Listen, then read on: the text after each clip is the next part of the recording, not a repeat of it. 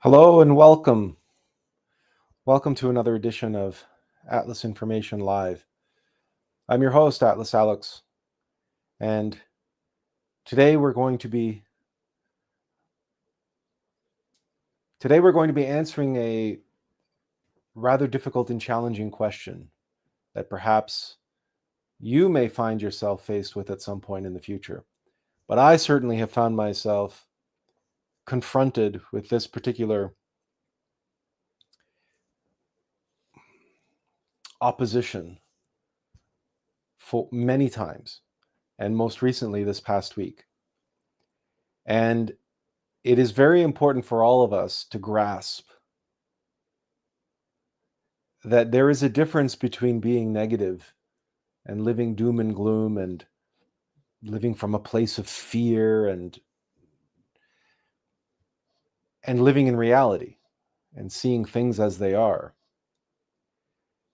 It's one thing to be branded or judged or condemned as being negative and judgmental. It's another thing to see humanity and ourselves as we are.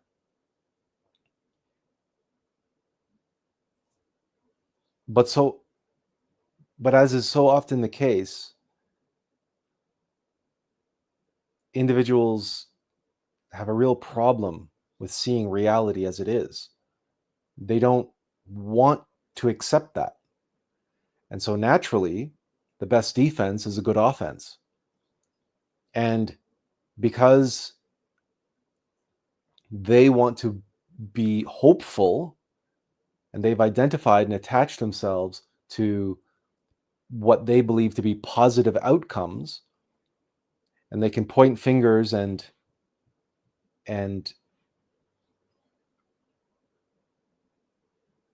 rationalize and indicate where, well, actually humanity is making tremendous progress, or this is on the up and up, or this looks like it's going to change, or these people are promising to change, or those people are promising to change, or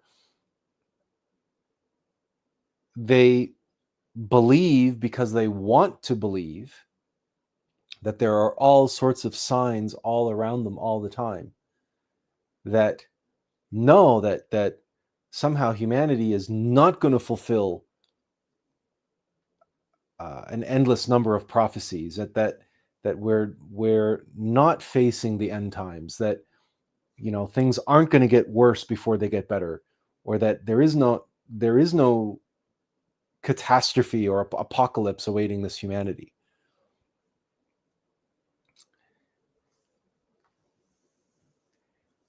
And these two facets or aspects go hand in hand, because each and every one of us are the world in microcosm. We are a microcosmos, each and every one of us. And the world is the macrocosm. And so what is reflected in the world at large is a reflection and indeed a projection of what is happening within us psychologically. And so the New Age has defined for a long, long time now a cult of positivity. And that cult of positivity seeks to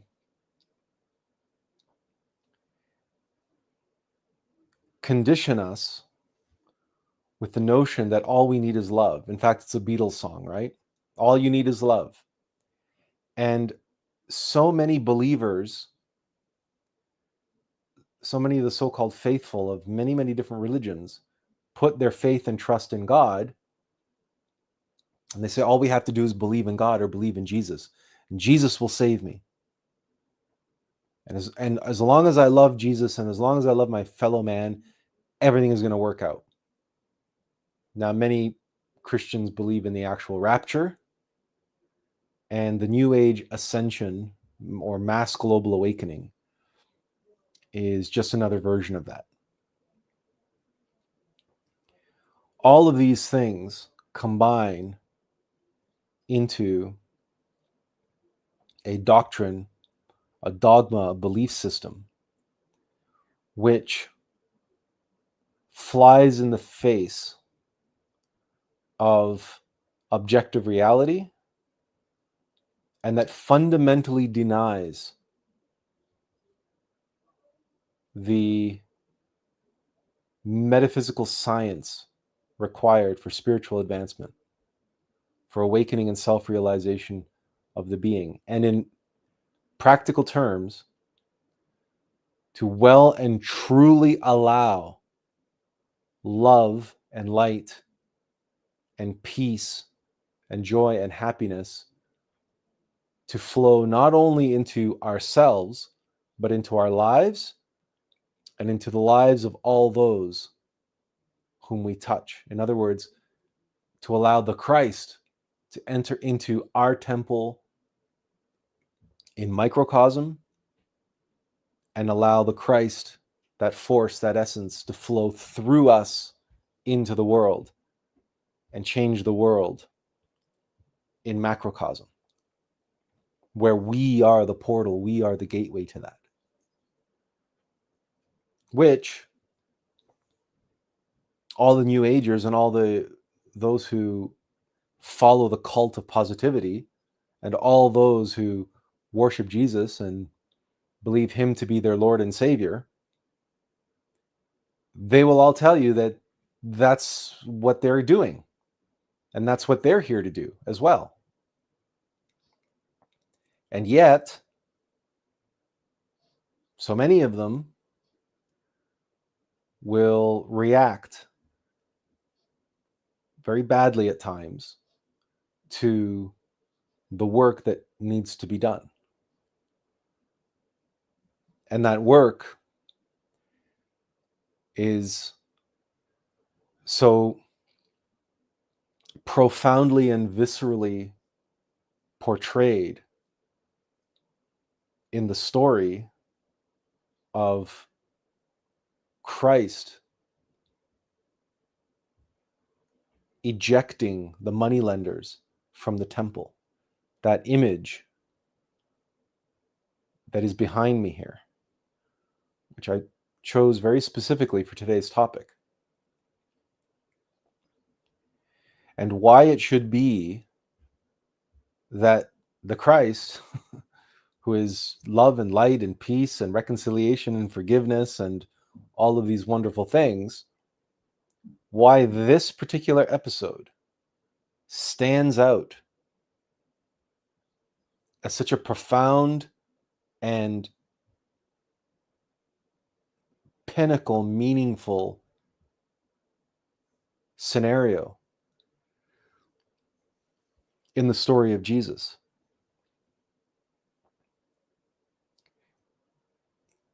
It is so profound precisely because it seems so uncharacteristic of him. It seems so out of place. And yet, when one considers that carefully and in the timeline of events, it is the act of ejecting the moneylenders from the temple and the statement that I will tear this temple down and in 3 days I will build a new one. These heretical acts, revolutionary acts, are in part what precipitate his crucifixion, which was necessary for his resurrection, for his Christification. In order for the Christ to enter into the man and become fully realized on earth, that suffering and that death, that sacrifice had to be made. And so Jesus gives us this profound symbol through his actions about not just the cleansing of the temple, but the tearing down of the temple and the rebuilding it in 3 days, which is obviously a prophecy of his own about the coming crucifixion and resurrection. But that death and rebirth cannot happen if the temple is filled with moneylenders. We live in a world of cause and effect, and all effects have their requisite causes, and one cannot put the cart before the horse. One cannot light the flame without striking the match. And one cannot realize and fulfill a revolution and a revolutionary change without undertaking the revolutionary attitude and without undertaking the revolutionary acts required to precipitate the change, the transformation, the revolution. And the word revolution is very, very closely related to the word revelation.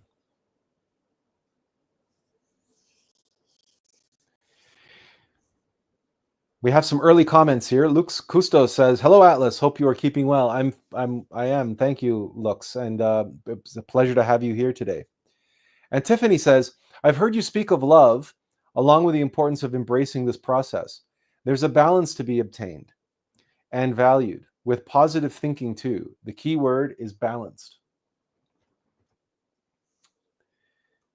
So the thing about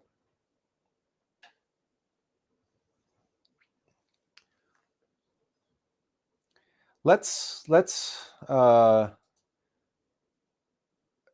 I've prepared a one slide here, one picture. The quote here, I'll read it to you. It says, "If we really want true peace, we must learn how to live like a guard in times of war, always alert and vigilant, with a quick and flexible mind. Because peace is not a matter of romantic fantasies or beautiful daydreams." That's a quote from Samael Aun Weor.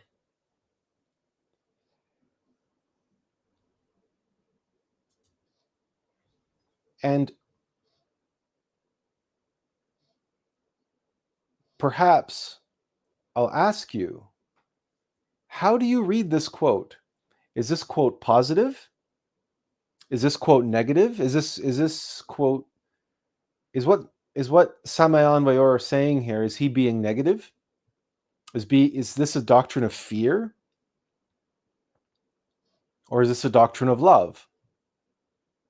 How do you read these words? How do you judge them in your own mind?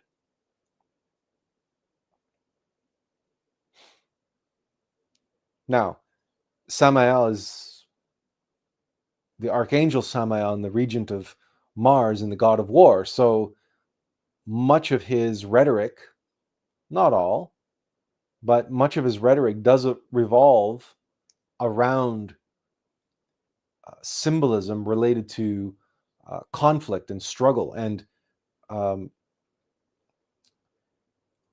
military language, military figurative language.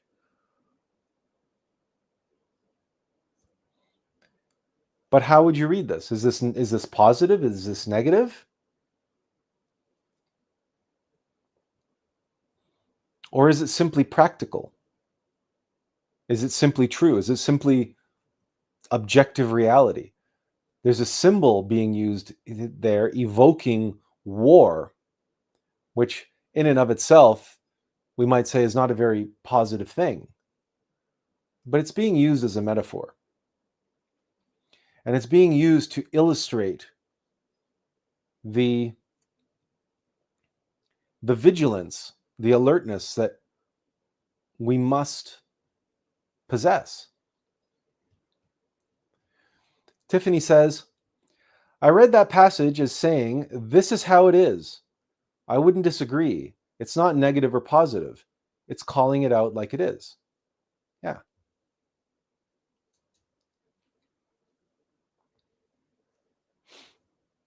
And beauty is truth, and truth, beauty. That is all we can know in life and all we need to know, according to John Keats and his poem, Ode on a Grecian Urn.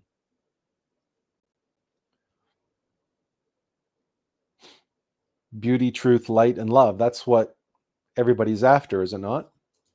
And she says, and Tiffany continues, what then, in your opinion, for the new ages who are throwing around the concept of positive thinking, is there a better word for it? Yeah, it's called delusion. It's called being judgmental.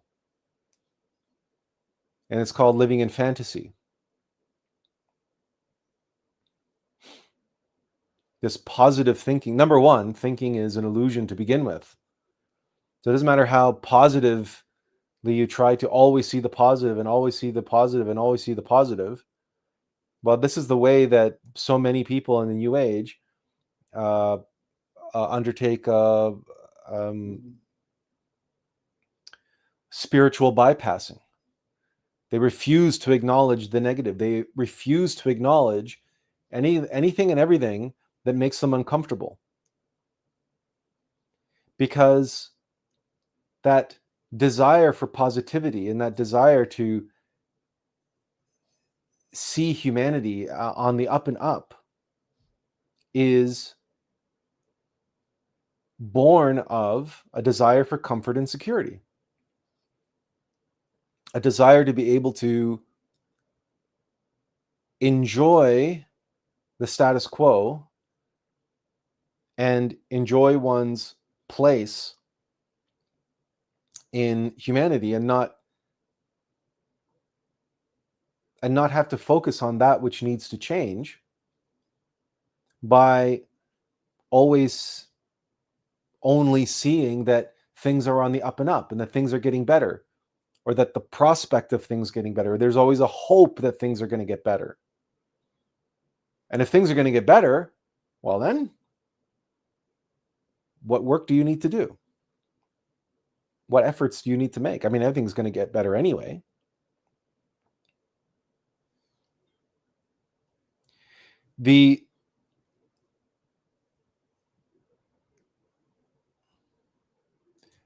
Tiffany says delusion. She goes, ha ha ha. She goes, laughs, and he goes, all right.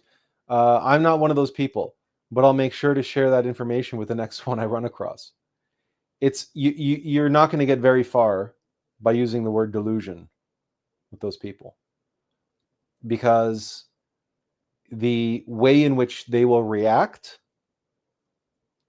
will reveal just how negative they are, truly, in their subconscious mind. Because remember,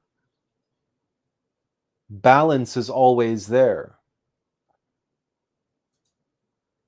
Tiffany made it clear. It's the key word, balance.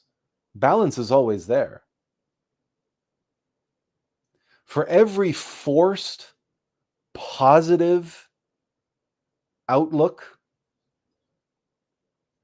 that somebody maintains in a deliberate, positive way, they have to ignore or suppress or repress the negative aspects that balance out the positive statement or the positive position, because balance is always there. The Tao is always balancing. So the negativity is there. It's just being suppressed. It's being put on the back burner. It's being swept under the carpet. Now, you probably know the opposite type of people, where it doesn't matter what happens, they're always focused on the negative. Well, that's no good either. Right? And this is where I get into real problems. Right? Because of what I just said. you can't always focus on the negative either. So when we talk about the work and when we look at this quote,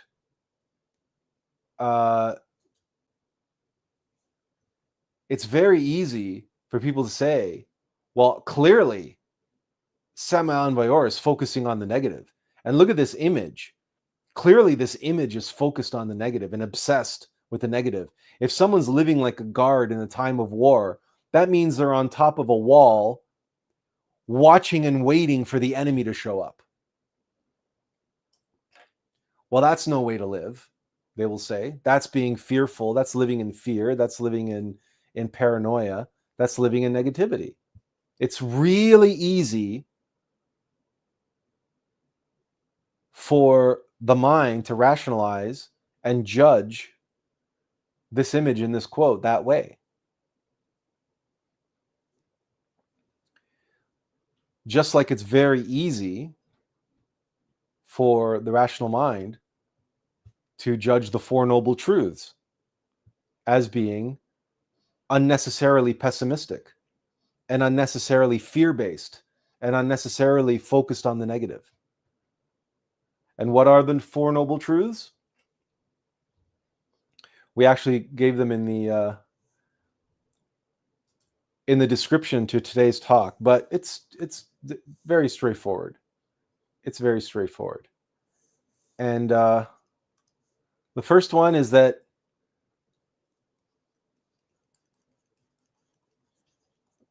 suffering exists, or suffering is real.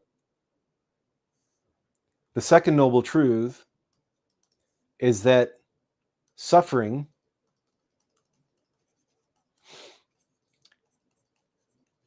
has causes.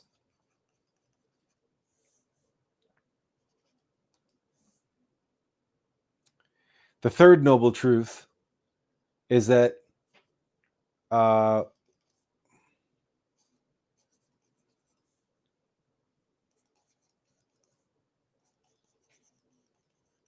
we can be free of suffering,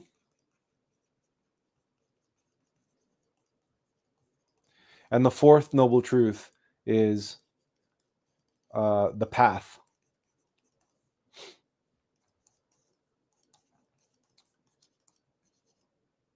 Yeah, I'll just use to be free of suffering.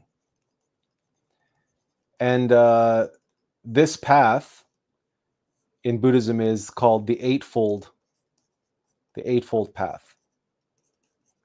So the Four Noble Truths and the Eightfold Path. That's in Buddhism. But you can see here that, the Four Noble Truths seem, for some strange reason, to incorporate the word suffering in each noble truth. It's suffering this, it's suffering that. Suffering, suffering, suffering, suffering, suffering. And obviously, it's very easy for somebody to get their back up. But why would the Four Noble Truths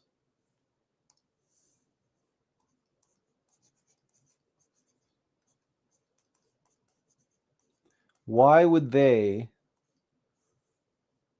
be so focused on suffering?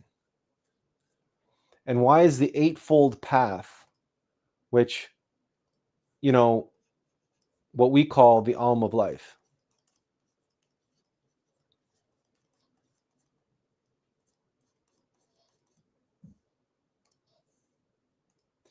and how is it that this leads to peace and happiness when it's all focused on suffering?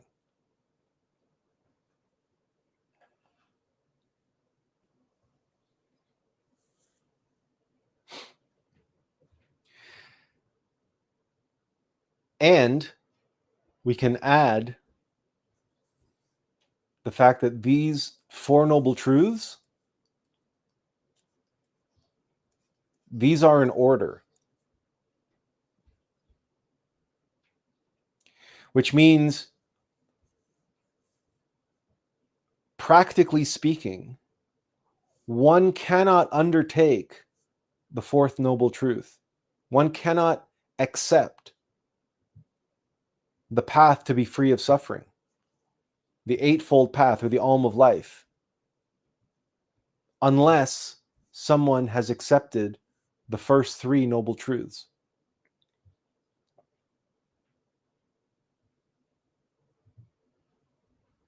Specifically relating to themselves. So if we wanted to elaborate or flesh out the Four Noble Truths as it relates to ourselves,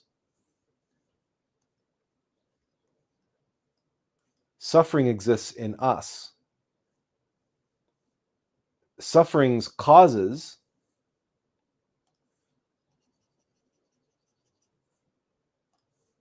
right? The causes of suffering, suffering's causes are in us.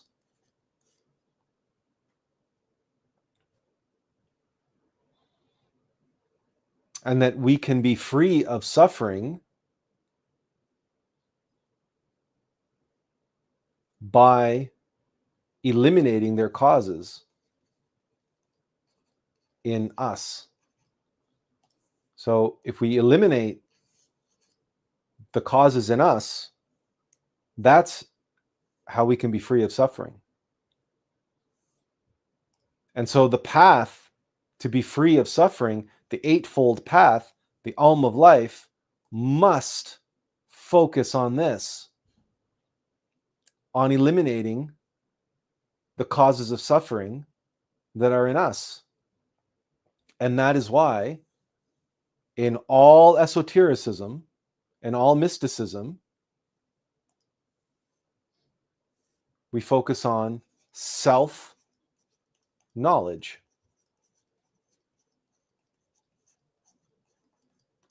Self-observation and self-remembering. But self-observation,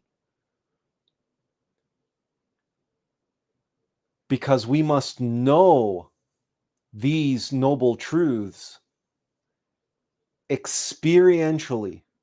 We must know them. And to know them, we must seek them out. We must seek self-evident experiential knowledge of the causes of suffering that are within us. We must know those causes intimately. We must experience them.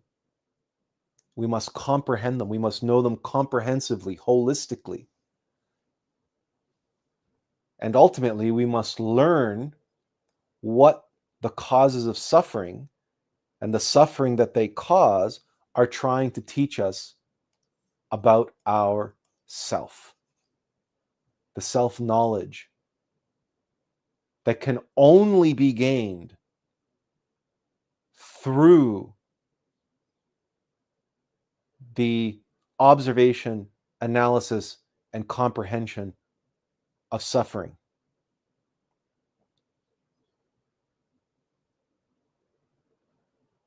And the comprehension of what that suffering is trying to teach us via the cause of the suffering,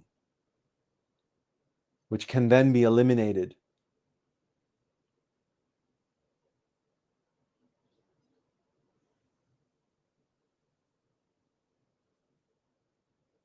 But the idea that somebody is going to achieve enlightenment without suffering or without observing the causes of their suffering, and how can someone even begin to think that way? Well, that's because most people aren't even here.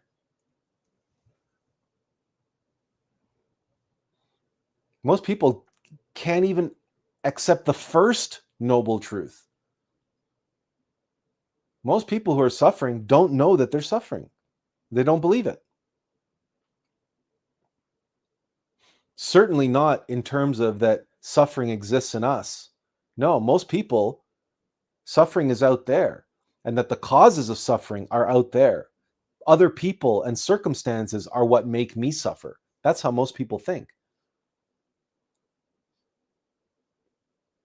Which leads to the nihilists' noble truths that you can't escape suffering. Suffering is always going to be in the world. You're always going to be impacted by suffering.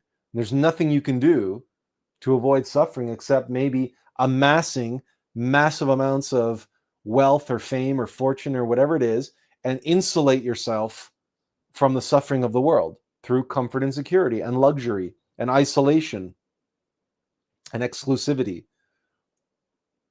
which is, by the way, what the vast majority of wealthy elites do all over the world. They live in isolated communities and gated communities with razor wire fence and 24-hour armed security. And they live in these enormous mansions surrounded by opulence and luxury and everything else. Why? Because they're desperately trying to insulate themselves from suffering.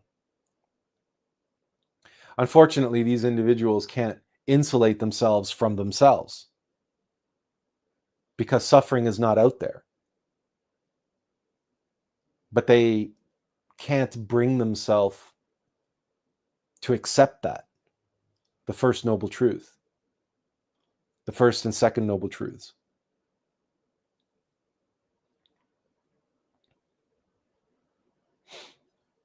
And so they focus their attention on controlling the world and controlling their environment and controlling their servants and the other people in their life.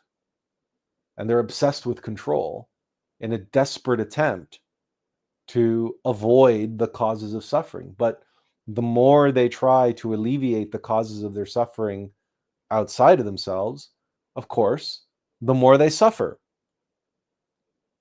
Because the causes of suffering are not outside, they're inside. And in fact, it is the causes of suffering that's making them look outside of themselves to self-medicate on, alcohol, drugs, sex, gambling, whatever it is that they are addicted to or obsessed with, in an attempt to fill the black hole in their heart. Well, that black hole is there because the causes of suffering are there to consume anything and everything you can throw in that bottomless pit.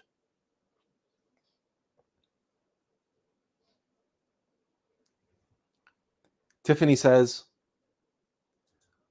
well, even the Buddha is known to smile and laugh from time to time, yes? So this is a big, big, big problem, right? When we look at this, the Four Noble Truths, and understand that one can comprehend and experience the Four Noble Truths and still be at peace and still be happy and still be content. That is part of the AUM of Life, or what Buddha called the Eightfold Path to Enlightenment. In other words, the key is to be able to experience all this, to know all this, right? But not identify.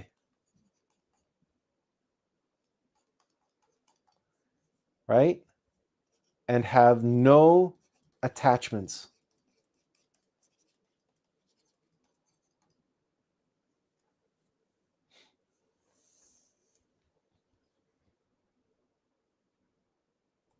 That's why the Buddha's smiling, because he's meditating on the causes of suffering. He's going within himself, he's knowing himself, and he's seeing his internal psychological landscape for what it is, warts and all. The Buddha is smiling because he's sitting in self-reflection and self-knowledge, and he sees and he knows himself in his entirety. but he's not identified and he's not attached to what he sees. So, example of this. And when we talk about suffering, remember that suffering is everything from feeling thirsty to being burned to being heartbroken to, feeling anxiety or depression. There's a huge spectrum of suffering, but any desire that we experience is a form of suffering. Why? Because no matter what you do to satisfy that desire, the desire will return. And depending on the nature of the desire, it may return with a vengeance. It may return at a higher level than when it was before you indulged it. This is true for example, with lust, particularly when lust is satisfied outside of a loving relationship. That when someone has the urge and the desire for sexual gratification, and they do that purely for that one result of sexual gratification. It could be masturbation, it could be turning to pornography, or a combination of things. It could be going to a prostitute, it could be hooking up with somebody on Tinder, or whatever the case may be. The reality is that lust, that desire for just sexual gratification in and of itself alone, the next time it returns with a vengeance.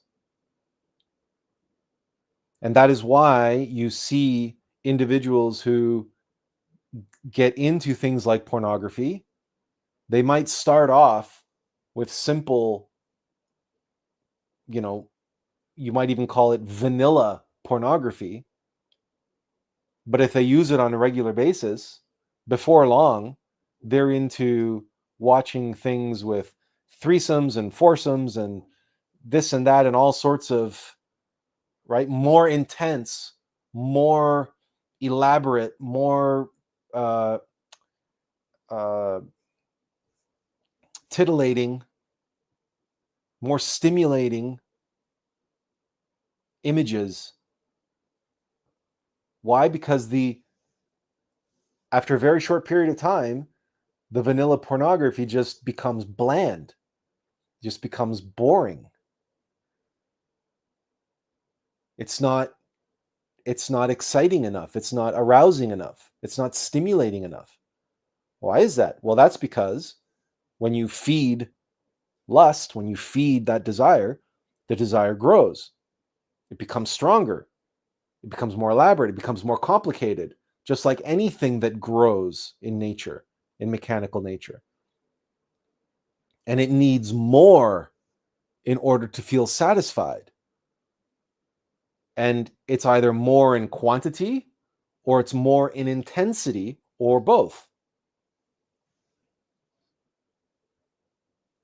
And that's why sexual degeneration is a slippery slope. It's a downhill slope. And that's why that's suffering.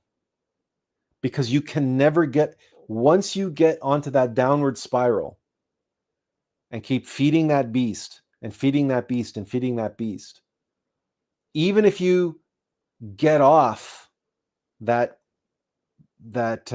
downward spiral and you manage to climb out of it, rest assured that whatever ego it was that you were feeding,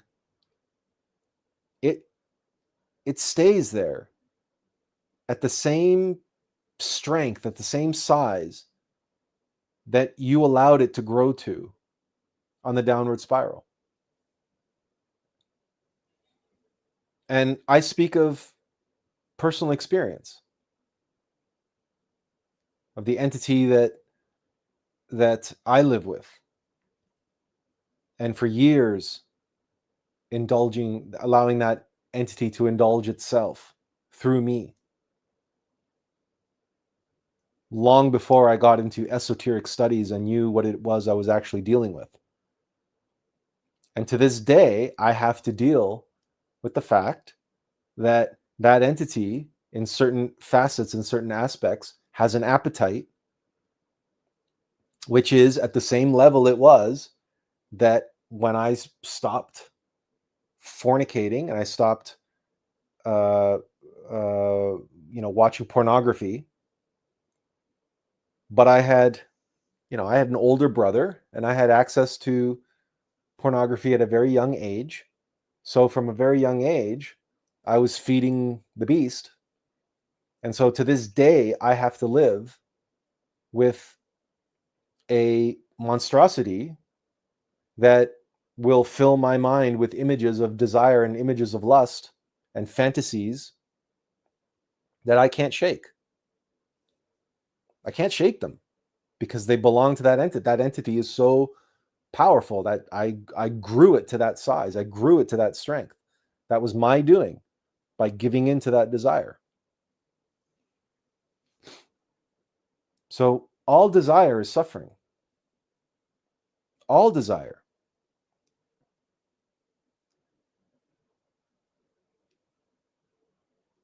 But we have to learn to live with it. That's our lot in life. We can't avoid it. But we also don't have to identify with it and become attached to it. And we don't have to walk around like victims going, oh, woe is me. Because that really is falling into negativity. Because the other thing that the Buddha told us about all of this is the middle way.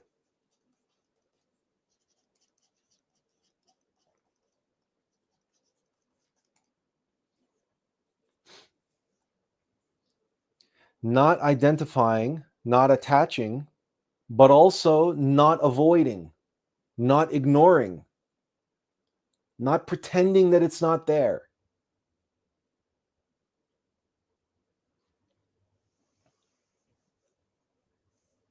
In other words, to be at peace, to be calm, to be neutral, to be able to experience the causes of suffering when inside of us and be able to sit with them and observe them.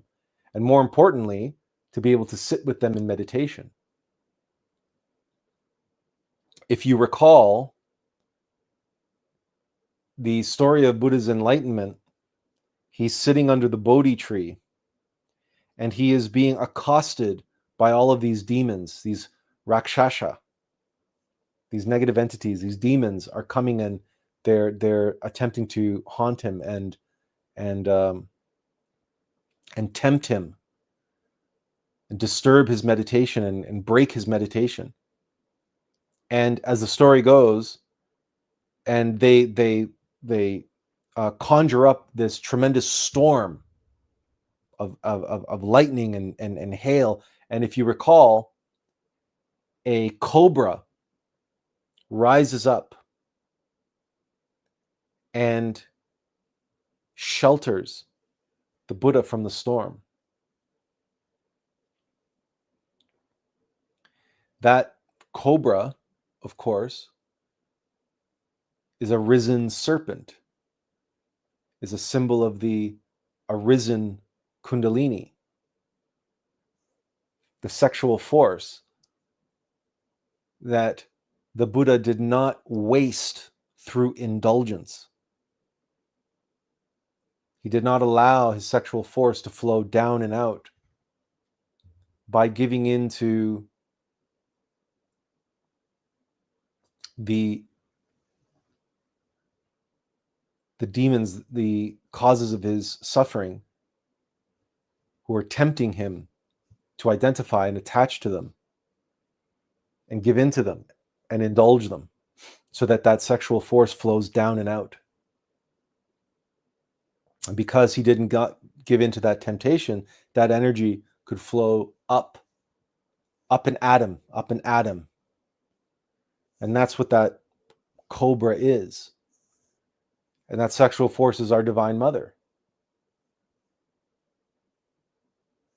And if we are not fornicating, if we are not indulging our fantasies, and if we are not indulging our gluttony and our laziness and our pride and our greed and all the rest of them,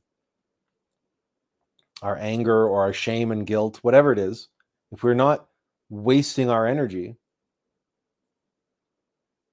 then that energy we have available to us. And that energy can shield us from the very temptations that are trying to steal it.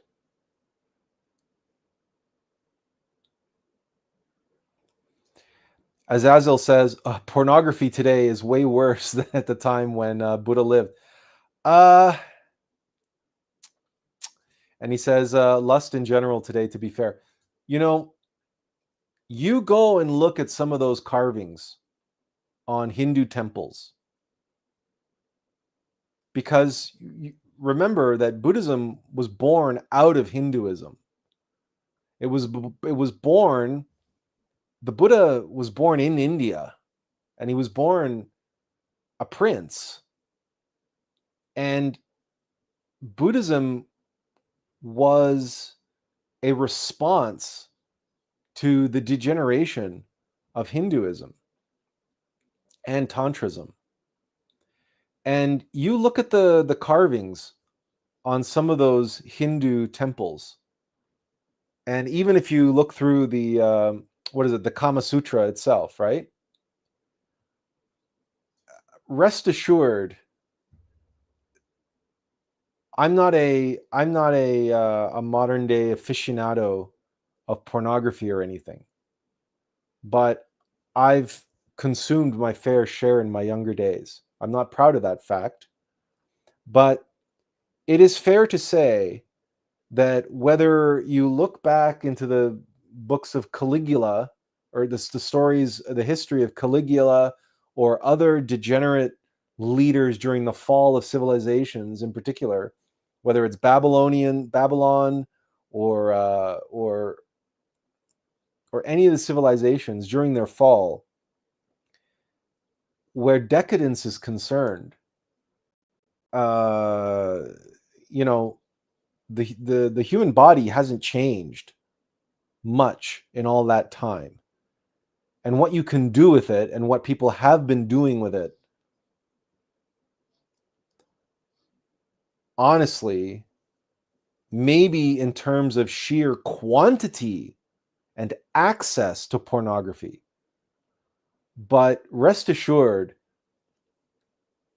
that the ultra wealthy and powerful and the I don't want to use that word because that has the opposite connotation from a Hindustani perspective. So those who are essentially above the law, those who made the law, they were the law.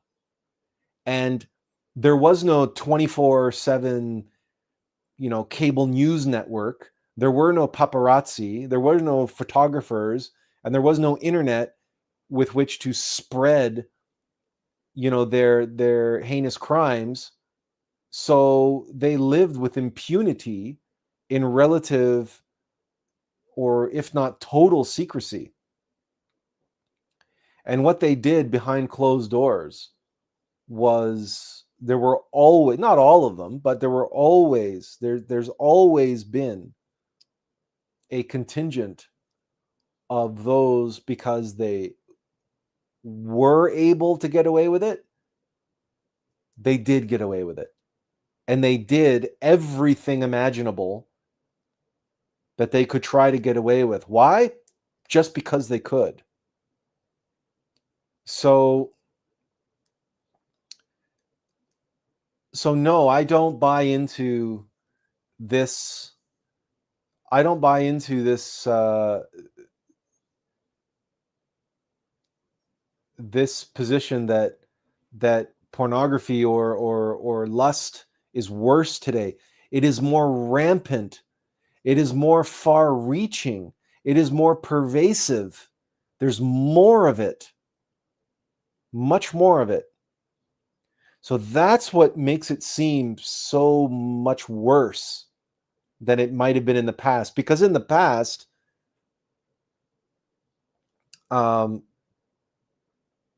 it's when you had like God-fearing people. But even then, we have to be honest with ourselves and look at, like, during the fall of a civilization. Look at the fall of Rome. Right now, there's a movie in the cinemas, which I haven't seen it, so I can't make any comments. But Gladiator 2 is in the cinemas now, and apparently the battles that take place in the Colosseum are really extravagant and graphic. Now, of course, they use computer graphics and everything to enhance everything. But from what I've heard, they really jumped the shark on this one, because they literally have sharks in the Colosseum, because they have these sea battles, which is true history. They made sea battles. They would flood the Colosseum and bring in ships and have these sea battles enacted in the Colosseum. But this idea that they put sharks in there, I think they just went too far. But in any case, the reason I bring that up is that I guess the other night we had a boxing match between Mike Tyson and, was it Jake Paul? Is Jake Paul, I think. And so our civilization, at least openly and publicly, we don't have our blood sports. A boxer or a MMA fighter may draw some blood here or there, but they're still they're still wearing padded gloves, or they're fighting with their hands. They're not hacking off limbs and stabbing people through the heart and through the head with martial weaponry, right? With swords and spears. So in other words, if you take violence as a benchmark, the masses, their bloodlust, at least in terms of live combat, is not as bad as it was for the Romans. Now, we also have violent video games, and we also have movies, which the Romans didn't have. And our movies are every bit as violent as what the Romans were seeing in the Colosseum. And I just mentioned we have Gladiator 2, so we can reenact what the Romans were seeing, and people will really get off on that, right? People who enjoy violence in their movies, right? It's like what Quentin Tarantino said, they're so much fun, right?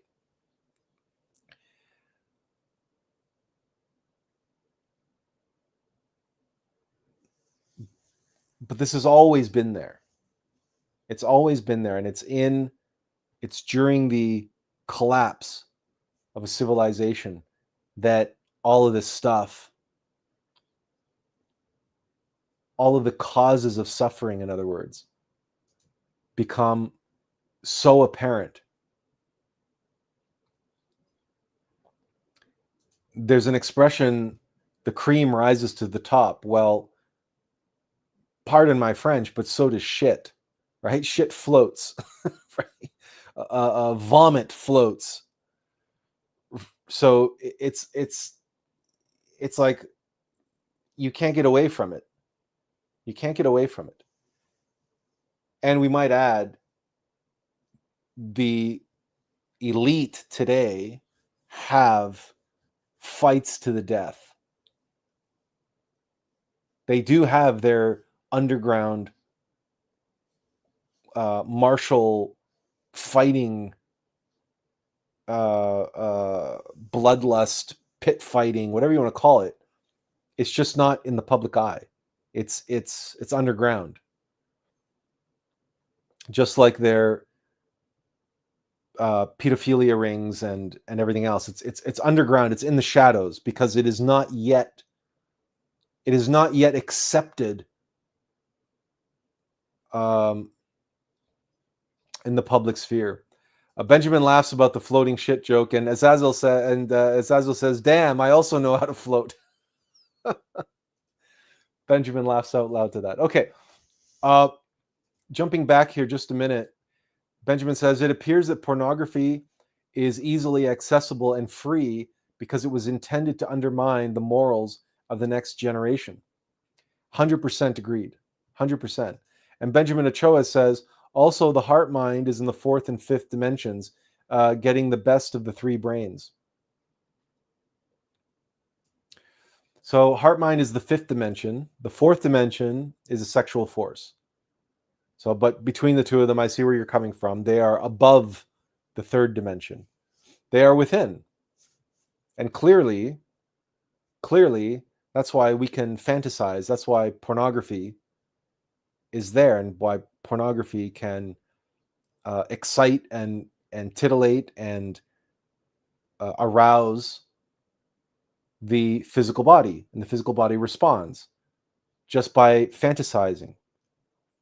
And young men, or even older men who practice sexual chastity, right?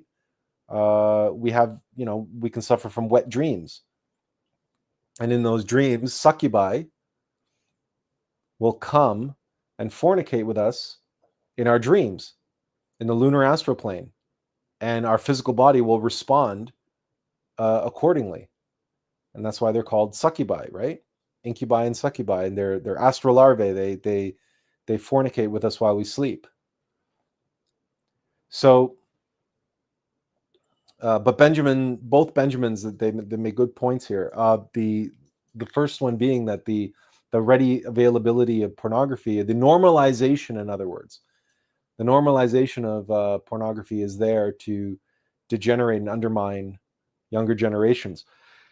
What's more is the sexualization of youth and getting them to become sexually active at an ever younger age is also part of that.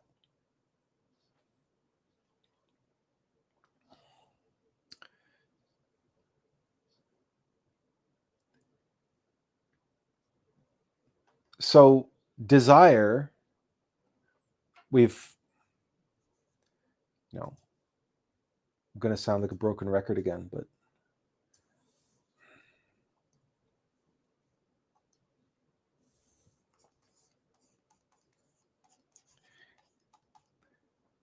this is what the Buddha said was the cause of all suffering.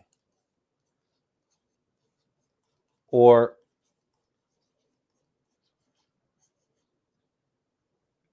better put, he said, all suffering is manifest as desire.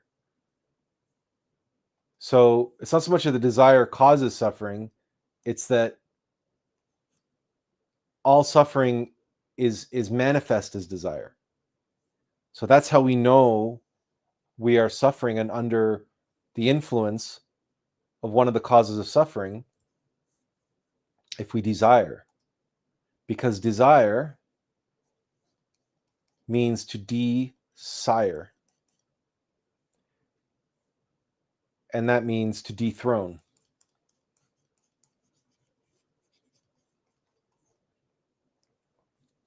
Who or what is being dethroned? Well, who else but our innermost intimate Christ, our true self. And if we say that the seat of the soul is in the pineal gland or in the mind, and we have our higher self, well, that's probably too small.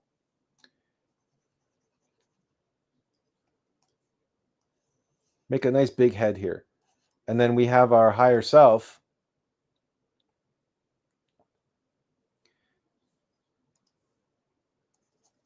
If we have egos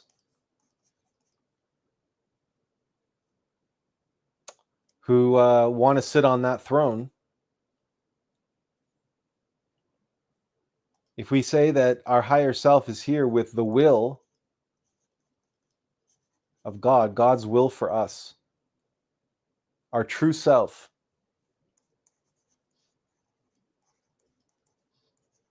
is in the driver's seat. These desires want to get in there and block or obscure and block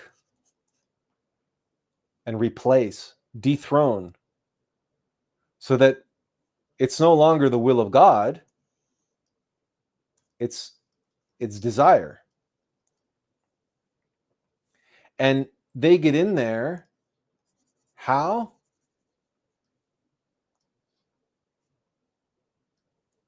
Like this.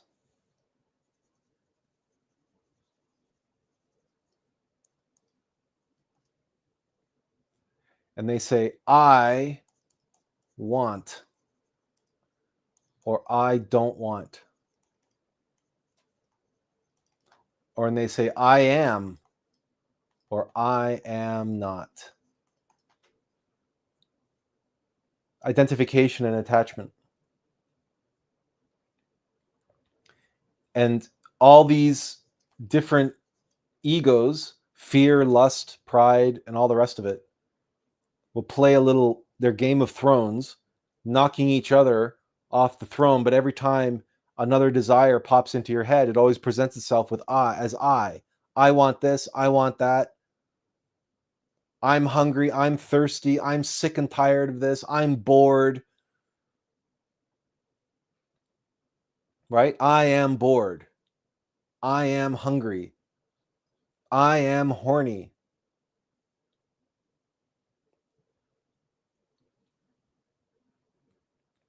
And this I am,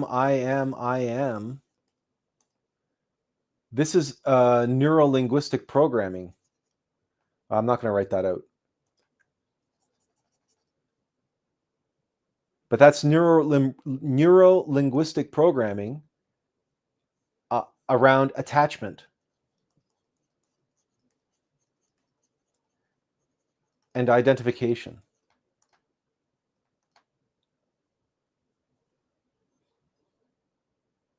Every time you say, I am hungry, you are telling yourself, I am gluttony.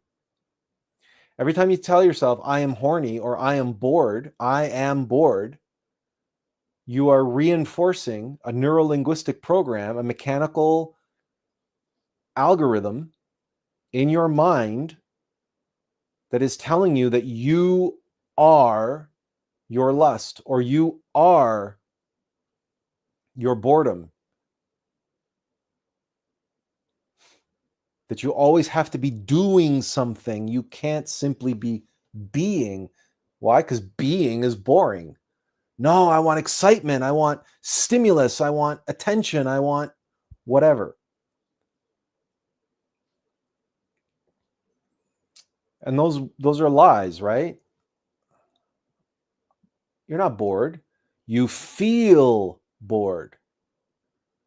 You are not hungry. You feel hunger, or you feel thirst, or you feel tired. You can experience those states without identifying them, without identifying with them, and without attaching yourself to those states. Because that's the other thing that the Buddha taught us, is that all of these states are transient and impermanent. So why would you identify with any of them? You're hungry one moment, you're thirsty the next moment, you're horny the next, you're bored the next, and so on and so forth. So which one are you? Well, the answer is you're none of them. You're the one observing and experiencing these different states that come and go. So be honest with yourself. You feel these states, you experience these states, but you are not those states. And you are not this mortal vehicle vessel that's experiencing those states. You're a divine being, you're a monad temporarily occupying that vessel that's experiencing those states.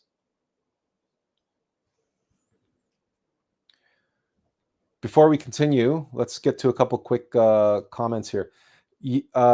Yang Sheng says, "Hi Atlas, I really want to know your comments on Trump's re-elected on stage. Do you think he is the right choice for American people? Will he bring positive change to American society?"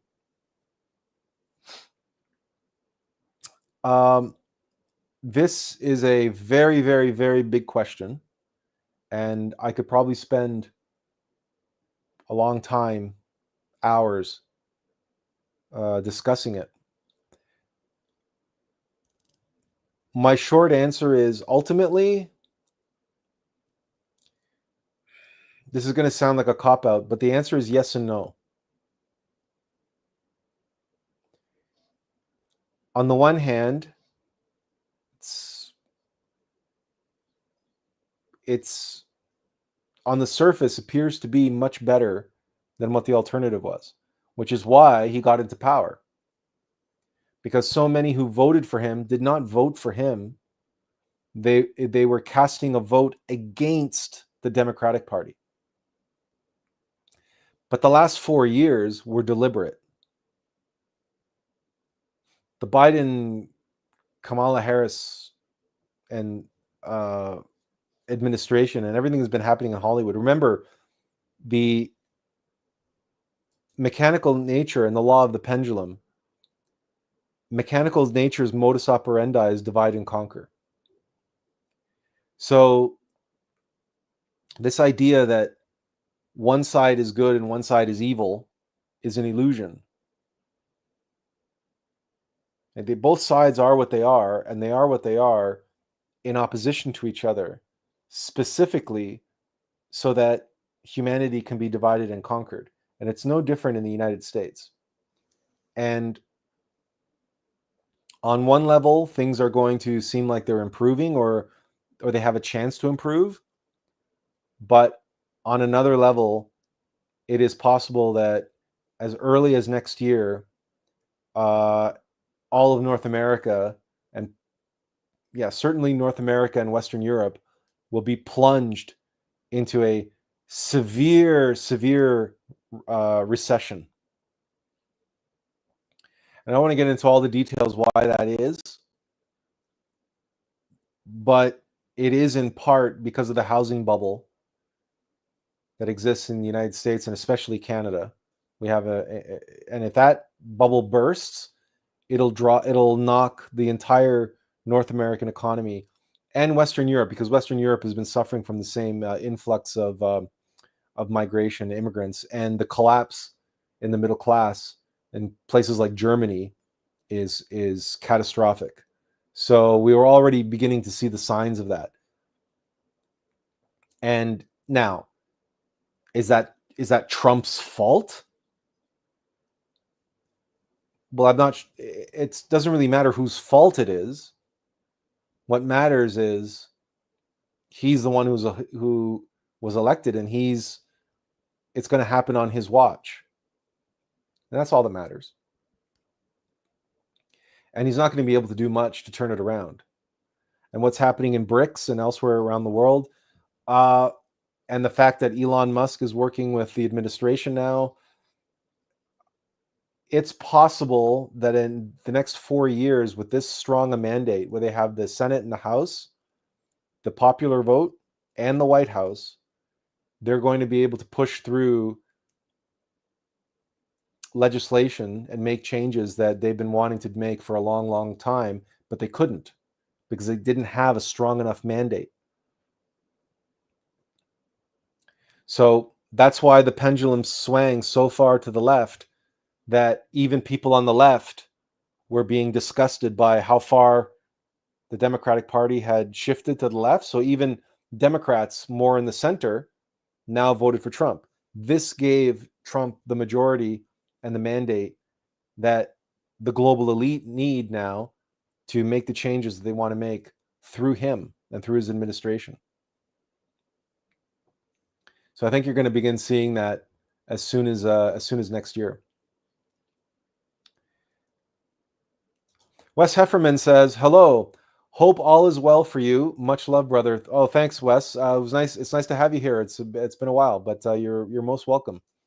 And Benjamin Ochoa says, I guess the answer is to be present and know when we desire not to do a thing and acknowledge what kind of desire is coming through, and we're identifying with the wrong kind of desire. So that's why I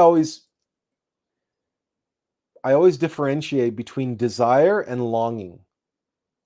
Now, what's the difference? This is a question of discernment, but the words themselves say a lot, because a desire is desire to dethrone, but longing, if we use that word and we say, what's a longing? Do you know the concept of the long game? Remember what I was saying about the Game of Thrones, and that desires are temporary, and they're playing this Game of Thrones, and they're constantly knocking each other off the throne, just as they knock the true self off the throne to create this illusion, this delusion of the false self.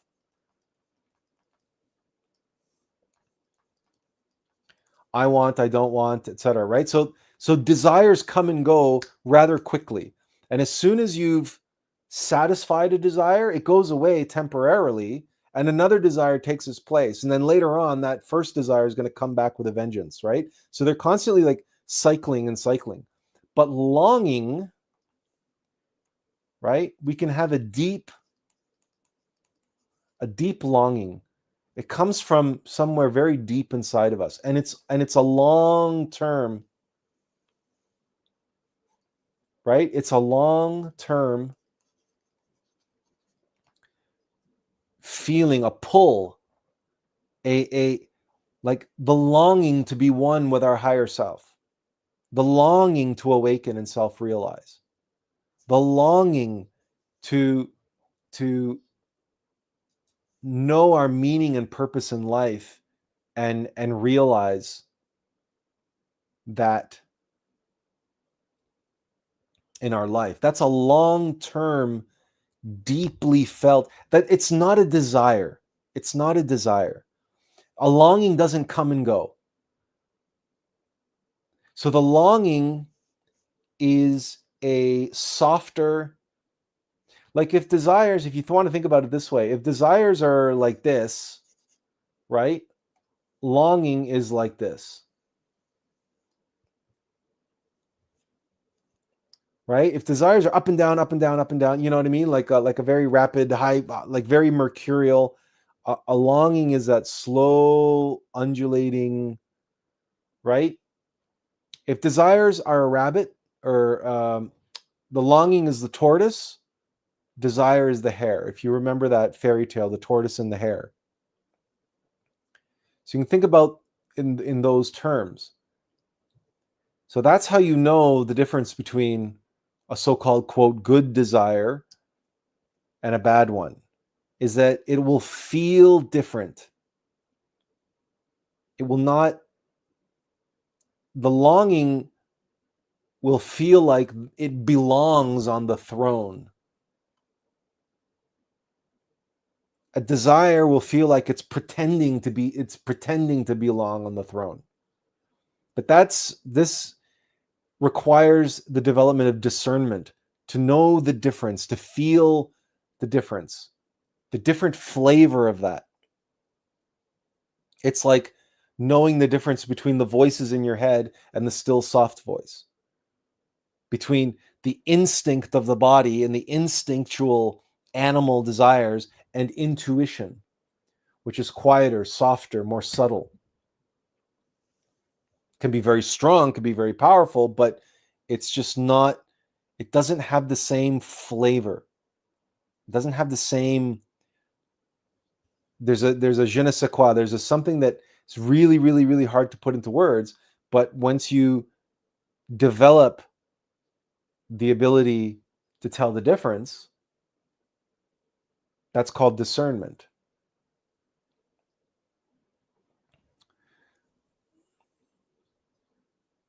We're falling behind on the comments. Lux Custo says, when we meditate on a scene where we acted out of ego, do we imagine that scene from a third person perspective? You can. And he continues, when we meditate on a scene where we act on ego, okay, that's the same one repeated. And he says, which is difficult to imagine, or do you imagine that scene how you lived it, that is, from a first person perspective? It really doesn't matter. Whatever your preference is, whatever you feel is going to help you comprehend the scene better. Some people, it's really a matter of preference. You know, some people like first person shooters. Some people like first person video games, right? Other people like third person video games. And some video games give you the choice. So some flying games, you can have the in cockpit view, and that's like your first person. Some flying games let you see your ship or your plane from the outside, right? It really makes no difference in the grand scheme of things. What matters is which one is going to help you comprehend the egos that were causing you suffering in those moments, and also which method is going to help you remain unidentified and detached from the events themselves. Because a first person perspective may, I'm not saying it will, but it might be easier to fall into identification and attachment, to get caught up in the emotions again, to get caught up in the events again, and relive the events instead of observing the events. And that's important because we don't want to relive the event over and over and over and over again the same way we did when it occurred to us. This is especially true with circumstances which caused us anger or some form of trauma, or made us really upset, or whatever the case may be, right? We don't want to relive that emotional state. That's not helpful. That could be actually very harmful. We could actually be refeeding the very egos that caused us the pain and suffering in the first place, right? The Eightfold Noble Path and the Four Noble Truths, remember, this is a path to be free of suffering, not to relive suffering over and over and over and over and over and over again. You're never going to be free of it that way. What you're going to be doing is reinforcing the causes of suffering by replaying them over and over and over and over again, and indulging them and feeding them your energy each time you do that. So that's why the Eightfold Path and the AUM of Life incorporates meditation, and that's what you're asking about. How we, when we meditate on the scene, that's why we do this in meditation. Calm, relaxed, visualizing, yes, but what we want to focus on is visualizing and seeing with our consciousness what was happening in our three brains, not to relive. And so a first person perspective may be harder to detach yourself from yourself by meditating on that with that first person perspective. The third person perspective, you may say it's more difficult, but the difficulty in visualizing that draws energy and requires focus and concentration, which pulls you away and out of identification and attachment. It requires the consciousness to jump through hoops, as it were, in order to be able to do that, to create that detachment And it's the difficulty itself that helps shield you and protect you from the identification and attachment, if that makes any sense.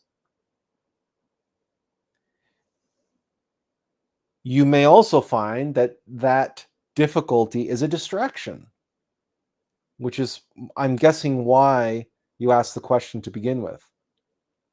Because you may find it so difficult and taking up so much focus and concentration and energy that you can't focus and concentrate on anything else. But just trying to maintain the third person perspective. So it really is up to you. It's really something that you have to go through and experience and decide for yourself which one is more effective. And there's really only one way to determine that, and that's through experience. Try it this way, try it that way. What's the outcome? Or how do you feel about it? And how does it make you feel? Is it contributing or is it distracting? Right? These are evaluations that really you make for yourself with over time.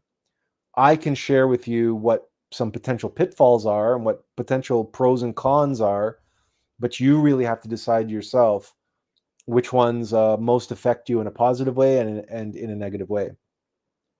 So I hope that helps. We have some more comments here we want to get to. Benjamin Ochoa says, when we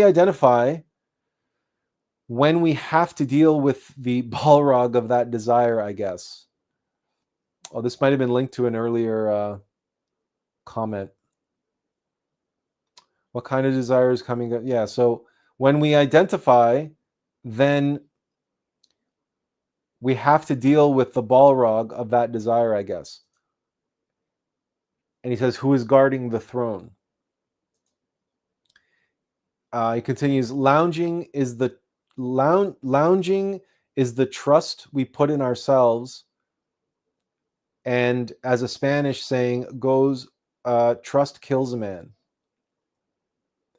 Is it lounging or longing? Longing is the trust we put in ourselves. And as a Spanish saying says, as the Spanish saying goes, trust kills a man.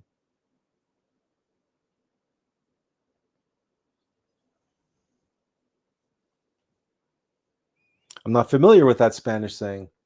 And Benjamin says, yeah, sorry, he meant longing. Okay, yeah. So longing is the trust we put in ourselves. So let's take some of these as they come. So, right, when you ask who is guarding the throne, it's funny because we have in Gnosis, we talk about things like the guardian of the threshold and whatnot. But who is guarding the throne? It depends on how you're asking this question. But I think right now he's saying that we have to deal with the balrog of that desire, who is guarding the throne, who is sitting on the throne. But remember that a desire doesn't sit on a throne for long. No desire sits on a throne for very long because it either is going to get its way or it's going to run out of steam and is going to be replaced by some other desire. Unless we're talking about a very, very, very strong desire that won't leave you alone, that is built up, so this is usually, we can understand desires like that, like sexual repression. This is what those poor priests and nuns, the suffering that they faced and the suffering that they caused, because many of them were living with years, if not decades, of sexual repression. They were never taught how to do pranayama. They were never taught about circulating the sexual force. They were never taught about the rites of rejuvenation or the ability to transmute the sexual energy as a single person. So without any of that training, you had years, if not decades, of sexual repression building up. And without the ability to transform impressions and eliminate egos, without that training, without that metaphysical science available to them, invariably one day they would just be overcome with a desire. And in the case of nuns, very often, because nuns were very often in charge of the residential schools, those residential schools are filled with stories of nuns who were very violent. And they took out their sexual frustration on the students with cruelty and violence. And of course, we know about the pedophile priests who took out their sexual frustration, obviously, on mostly altar boys. But again, that's this desire also to be in control. That's the unholy marriage between fear and lust, Asmodeus and Lilith. And living in a highly regimented organization as the Catholic Church, and then adding sexual repression on top of that, then you can imagine how in those individuals the desire did not go away. And they tried that for many years, and it worked for years in some cases, for decades in others, but it only works so long. If that desire, if you have a recurring desire that keeps coming up and keep coming up and if you do not know how to transform that impression, and if you don't not know how to practice pranayama and how to release the pressure valve on that particular desire, and sooner or later it's going to erupt. It's going to take you over. And this is something that many Gnostics, anybody who practices scientific chastity, has to be aware of this. And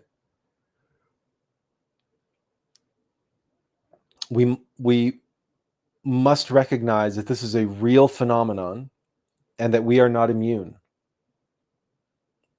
And I can tell you, as one living with what I live with, it is a regular conflict. It is a regular battle that I have to fight. And that's, just brings us back to this image. Because until we eliminate any particular ego, that ego is going to keep showing up. And it's going to keep showing up, and it's going to keep tempting us. It's going to keep trying to feed on us, trying to exploit us. And very often, just like an enemy would in a time of war, egos tend to strike when we are weak, sometimes when we are at our weakest.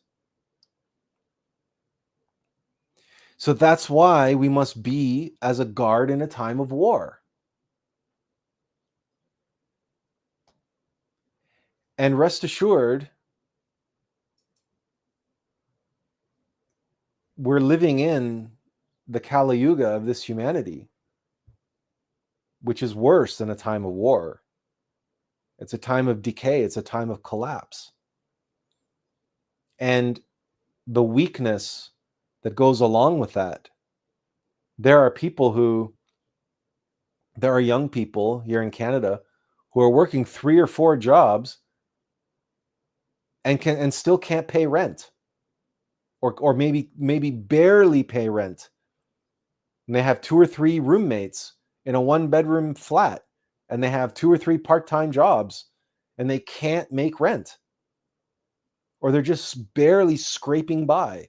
Well, when you add all that together, those are very practical, real-world concerns that individuals can't avoid. They have to face them. We live in the real world. Like, none of us want to go starving, and none of us here in Canada, winter is upon us, just like in many places in the United States. It's not really practical to say, oh, well, I'll live out on the street and I won't pay any rent. A lot of people do, sadly enough, right? There's many, many homeless in the big cities, especially here in Canada. But it's not, that comes with its a whole other series of problems. But you can imagine when someone is spending so much of their time and energy just trying to live, just trying to survive, to pay rent and put food on the table, or put food on the table for their kids, you can appreciate that the work on themselves is going to suffer. Because when one spends so much time just trying to survive, there's not a lot of energy left for doing the internal work. Self-observation, meditation, transmutation. And if you can hardly put food on the table, well, you're certainly not eating a lot of steak. You're certainly not eating a lot of high quality protein and a high quality beef, for example, or grapes, or some of the other foods that are very high in the solar light, in the fire.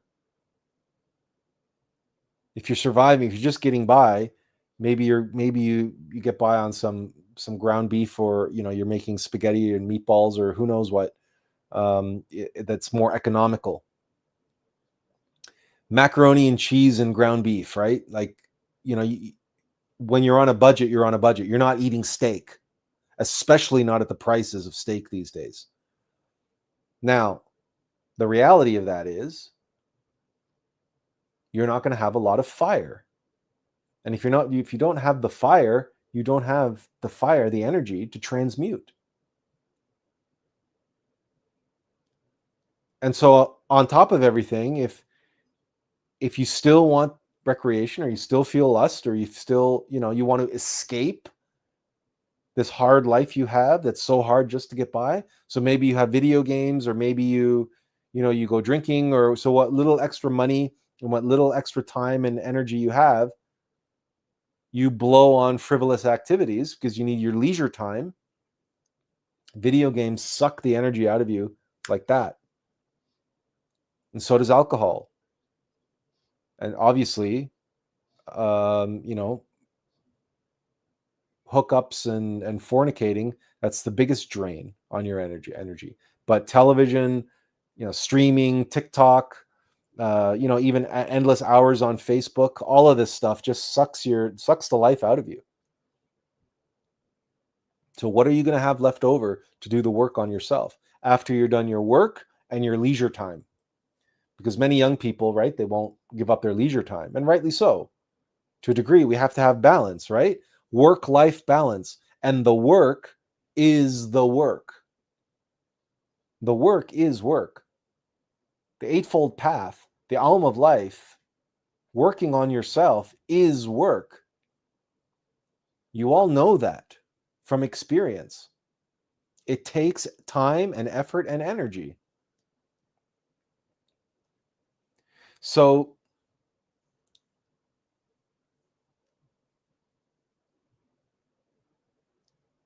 the way things are right now, for many people, they don't have a lot of time and energy left over to do the work on themselves.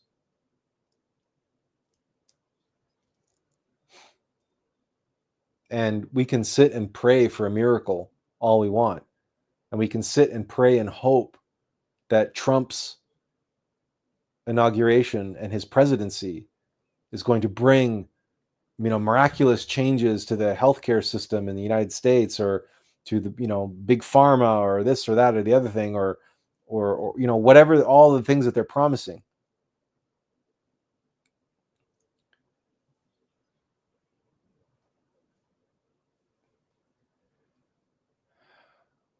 But no matter what happens out there, We must always try and do our best to remember and to recognize that the real battle is not out there.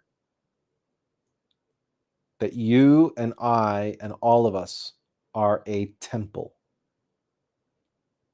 We are a temple. What is our temple filled with? What are the concerns that most occupy our mind? What are the concerns that most occupy our heart? And what are the concerns and activities that most occupy our physical body?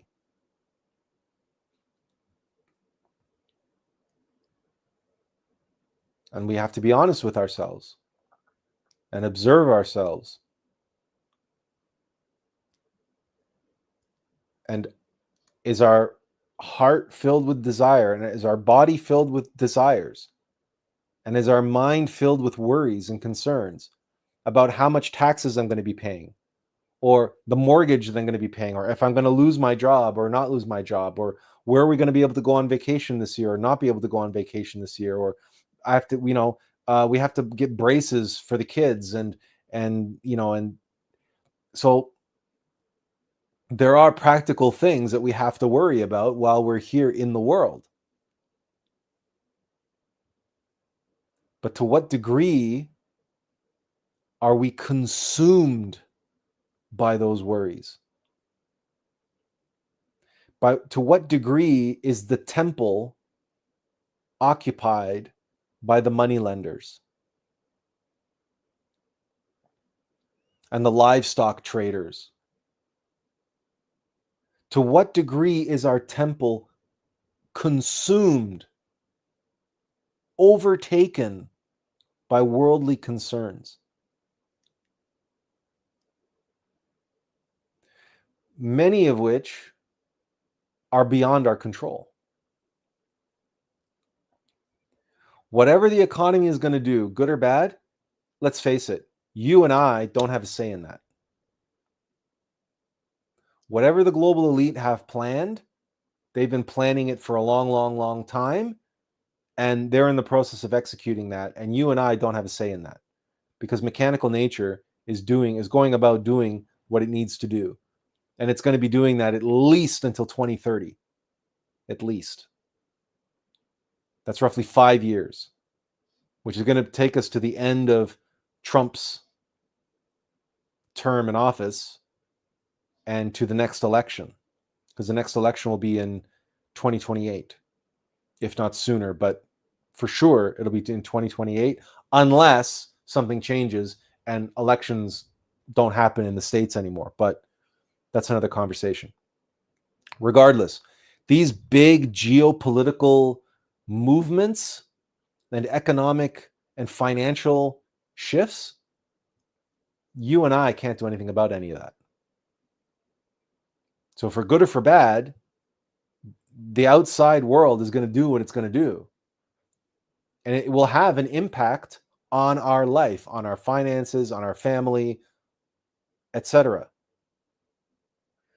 But to what degree is your temple consumed by all of that? To what degree is your temple filled with all of that worry and concern and doubt, or hope, positive thinking? Because I know some people whose temple are filled with money lenders, but they're hopeful money lenders.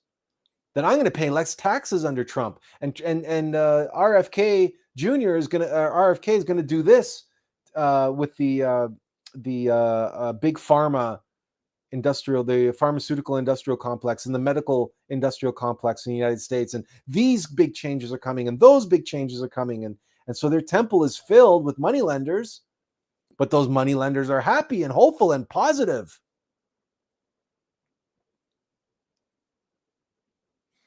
The question still remains. is your temple filled with worldly concerns? It doesn't mean you have to ignore the world or pretend like you're not going to be affected by what happens in the world. But do you have to occupy your temple with that 24/7?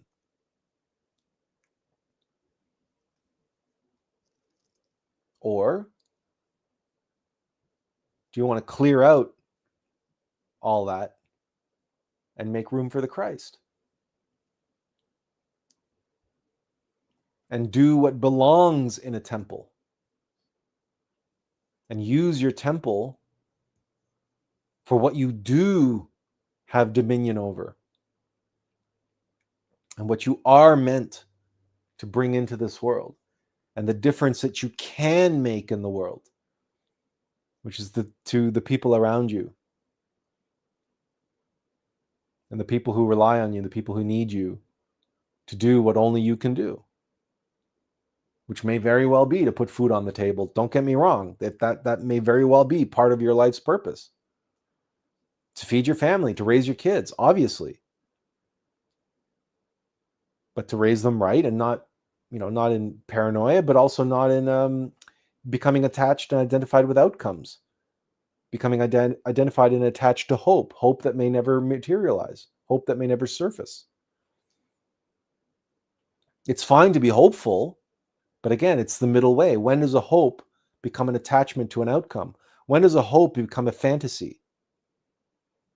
When does a hope become an expectation, in other words?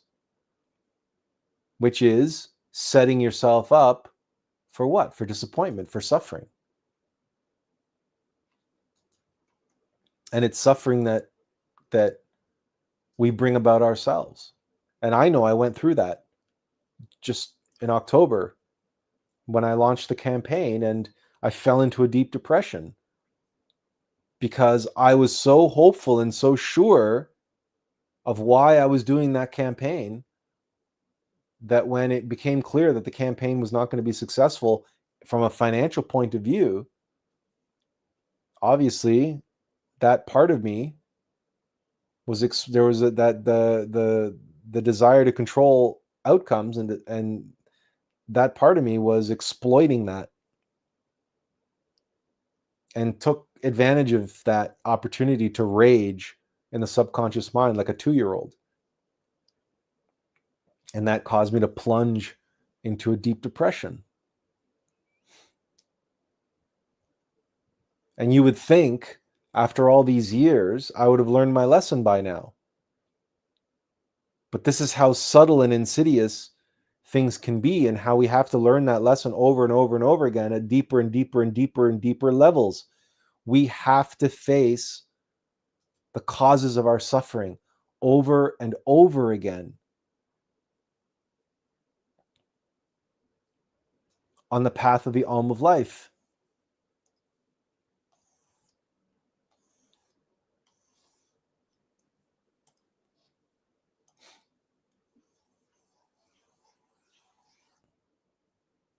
Because if we want to get to the next higher level, we have to go to the next deeper level of hell. There's no other way.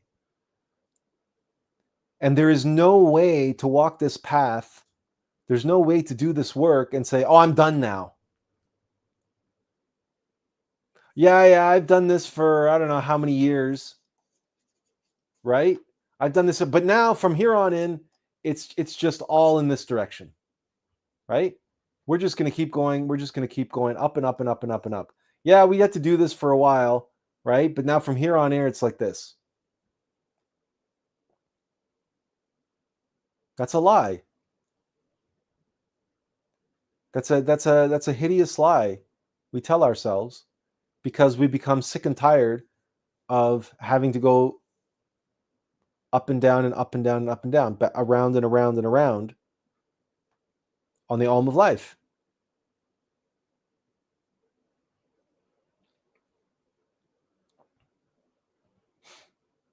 But the reality is that there's no other way. This is Jacob's ladder.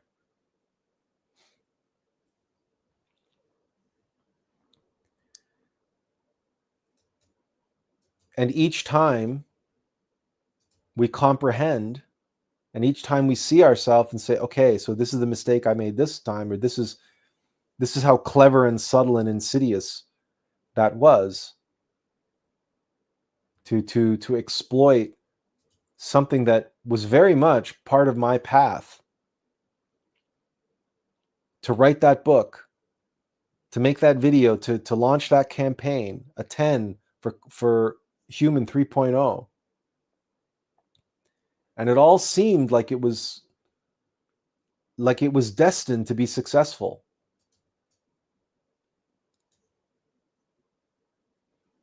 But no, turned out I had another revolution of AUM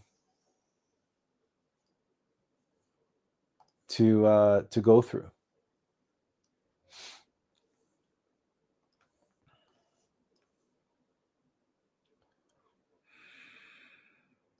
Where's my eraser?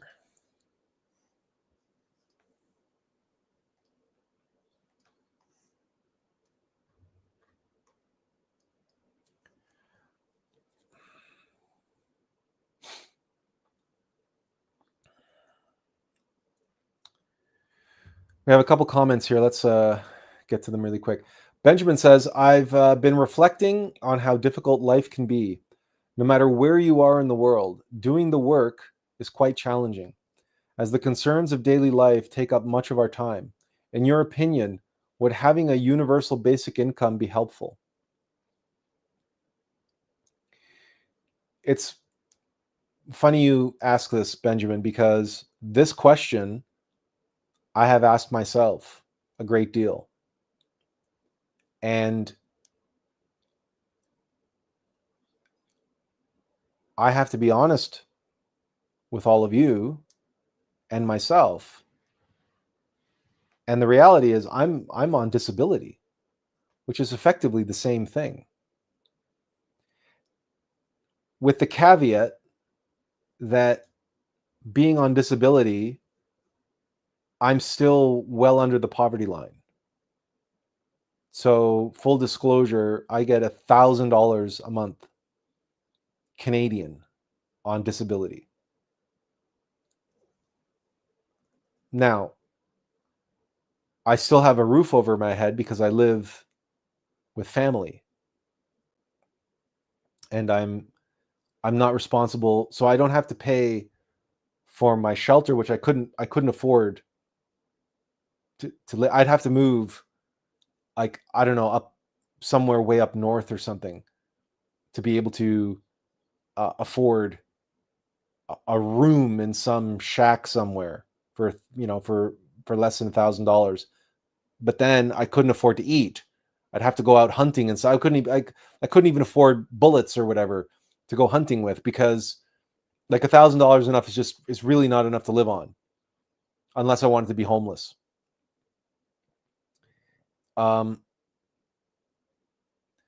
So, however, I am receiving money from the government. I'm receiving assistance from the government. And a good deal of that money goes to doing, like, for example, my telephone, my internet, the websites, and the software that I require to be able to do what I do, including StreamYards, right? These live streams. This is not a free service, right? It's free for you to come here and watch, but it's not free for me to pay. I have to pay StreamYards to be able to use their system to be able to do this. So, but I don't have to go to work every day.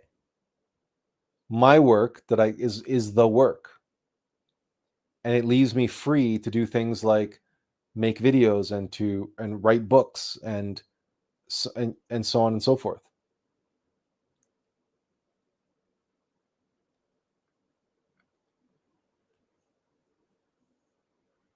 For others who wish to be able to make their focus and the priority in their life the work, that I have to admit that a universal basic income would be advantageous to that. However, Me living at home means I'm also taking care of my 85-year-old father who has a good deal of medical problems, and there comes with that a lot of responsibility. In other words, if people received the universal basic income but had no responsibility, that in and of itself presents its own challenges. So between a full-time job and a family and everything else, like between too much responsibility and too much time and energy spent trying to survive, to no responsibility and getting checks every month and being able to live on that and having no responsibility for any of that, there's this wide array, there's this wide spectrum in the middle. And somewhere in the middle is where the ideal place to be is. Because I think you would probably agree with this, that even if a universal basic income is implemented, we will find that the vast majority of people just take advantage of it in, let's say, the most worldly ways that they can. They're not going to necessarily be inspired to become better people because now they're on universal basic income. Now, it could be very beneficial for someone who does have that longing and currently feels that they're trapped financially and economically, that they have to spend all their time and energy chasing money just to survive, or to pay off debt, or to pay off student loans, or whatever the case may be. That can feel like a prison, a financial, economic, worldly prison that prevents somebody from working on themselves, which is not true. It just feels that way. Because there's a good chance that you need to be in that worldly prison and need to feel constrained that way for a reason. And what that reason is can only become clear to you within the confines of that prison. It's called experiencing suffering for a reason. It is through the suffering that we experience that we can learn the lessons that we need to learn about ourselves, to know ourselves and the causes of the suffering. So it's a complex question, and there is no universal answer, pardon the pun. But hopefully I gave you some different sides of it to consider. And I don't want to sound hypocritical by any means, because like I say, I receive money from the government. It's not an enormous sum. It certainly wouldn't qualify as a universal basic income, because that by definition means that it's at least what somebody would be earning on minimum wage if they were working full time. And I don't receive anywhere near that amount. So, but at the same time, I don't work for anybody else. Anyway, I don't have a job, and I do receive money from the government. So, and I have to say that I do benefit from that arrangement. My work on myself and my work for all of you benefits from that arrangement. If I had to work 40 hours a week, I don't know if I would have the time and the energy on a Sunday afternoon to devote 2 or 3 or 4 hours of myself to you. I'm just being honest. Let alone doing an hour of meditation every day or whatever the case may be, right? So I understand what the challenge is and what the dilemma is. And so I certainly benefit from that. So I don't want to sound hypocritical. But at the same time, I don't want to make it seem like you can't make progress, or you can't work on yourself if you have a full-time job and if you have a whole bunch of other commitments. You must ask yourself why you're in that situation. And perhaps being in that situation is part of your path and part of what you need to go through in order to understand something about yourself. Again, everybody has to arrive at a comprehension of their own path. Even though we can say that the path is up the mountain, sure, but there's many, many ways of getting up that mountain, and we all have a unique psychological profile that we need to understand and face. And for many of us, we can only really grapple with that if we're working with others, if we're surrounded by others all the time, and we're facing the challenges of real life. So in response to that, Benjamin says, thank you for your insights, sir. I believe that UBI has the potential to be beneficial to some extent, but working individuals, like most of us, need to find a balance between spiritual and worldly pursuits. Okay, let's go back up here for a second. Benjamin says, yeah, Trump oddly said in 2 of his speeches, this is the end of the world. I saw on a short on YouTube. And Lux Custo says, I work factory shift work 48 hours a week. I get paid to provide for my son and my wife, and at the same time, I have time for my spiritual work. My workplace is an amazing psychological gym. And Lux Custo says, also adds, God has been good to me in that respect. I am not the best athlete fighting against my egos, but I do my best to work hard on myself as a thanks to my being for giving me what I have. Well, so there you go, Benjamin. There's let's say an alternative perspective from someone who's coming at the question from really a very, very different place than I am. Working 48 hours a week, supporting a wife and a family, and still, it's like any priority you have in your life. It's like anything you love in your life. You will find the time, make the time to make that a priority. If it's really meaningful and important to you, if it really matters to you, you will find a way. And life will help you find a way. So, having said all that, just as an aside, for all of us, financially, economically, what may be coming down the pike, universal basic income might be in many, many, many people's future. And it might materialize faster than we imagine. So, okay.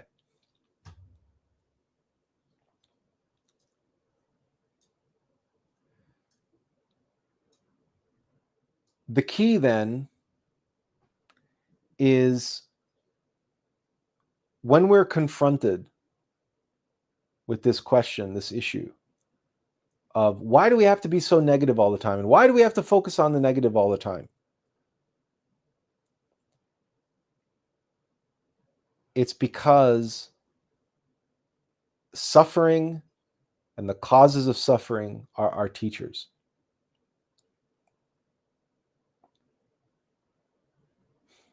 What obstructs us,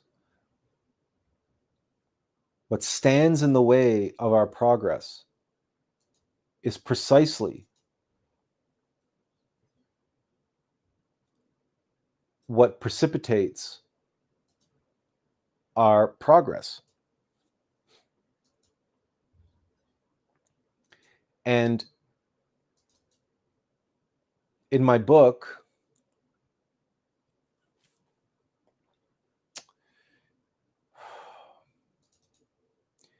I have a visualization of this. Let's get this up on the screen for you. Let's make it bigger. And I've shown this before. You guys know this. Life is baffling. And it doesn't matter what enterprise we are talking about. You cannot progress in anything without resistance and overcoming the resistance. But it is the resistance which makes us grow. It is the adversary. It is precisely that which is baffling. Now, baffles is a term specifically used to describe obstacles to water. And even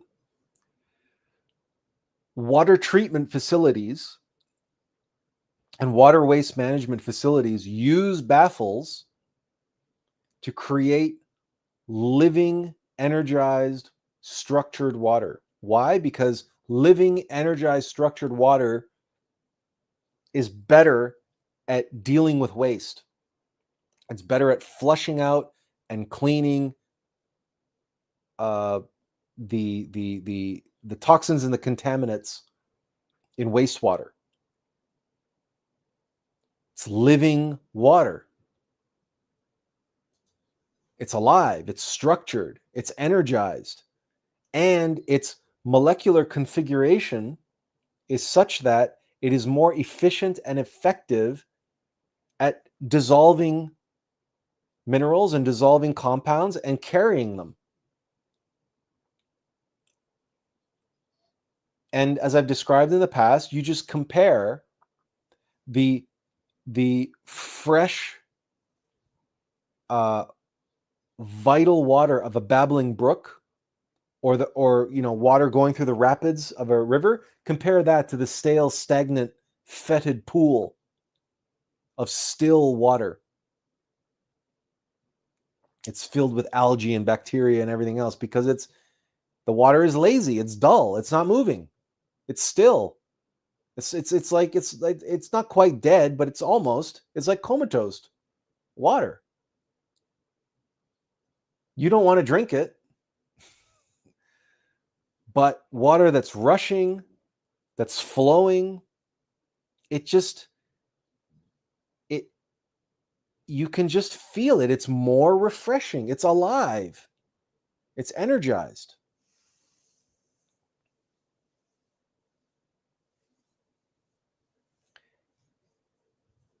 You become stronger. You grow muscle by what? By lifting weights. And when the weight becomes too easy to lift, you pick up a heavier weight. And that's why all these little symbols here, all these little graphics. We have a piano, learning to play the piano. You start with chopsticks.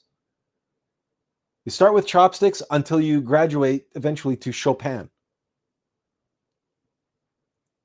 Because chopsticks is way too easy. And everything else that you went in the meantime got progressively harder and harder and harder and harder. Or there's a pilot, or there's the flexed arm of a weightlifter or a bodybuilder. But then it's anything that you're trying to learn, or a group growing and advancing as a group. We have to face and overcome obstacles. There's no other way. There's no other way. So you tell me how you can learn piano or fly a plane, or like how you can build muscle without focusing on lifting weights. How you can learn to play the piano without playing difficult pieces, the pieces that challenge you. The scores that test you.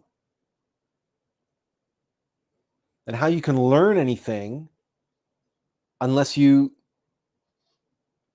approach new and challenging subjects, new and challenging knowledge. And as a team, how you can grow as a team, and your ability to work together, and your ability to problem solve, and your ability to create innovations and solutions, if you don't face ever more challenging problems.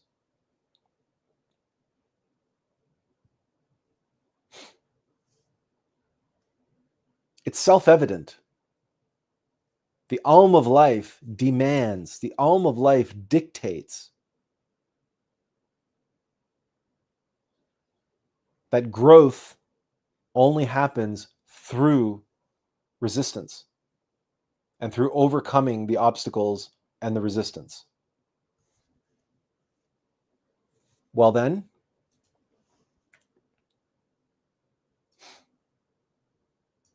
love, God, peace, truth, beauty, joy,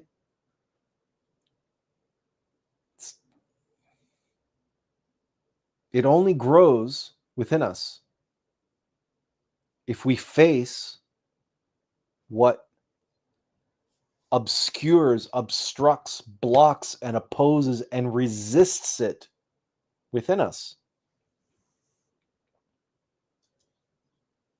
And that's called suffering and the causes of suffering. Because the biggest, most universal experience of suffering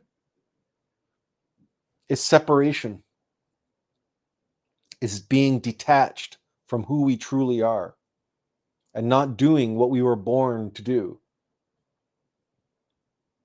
That's the greatest suffering there is.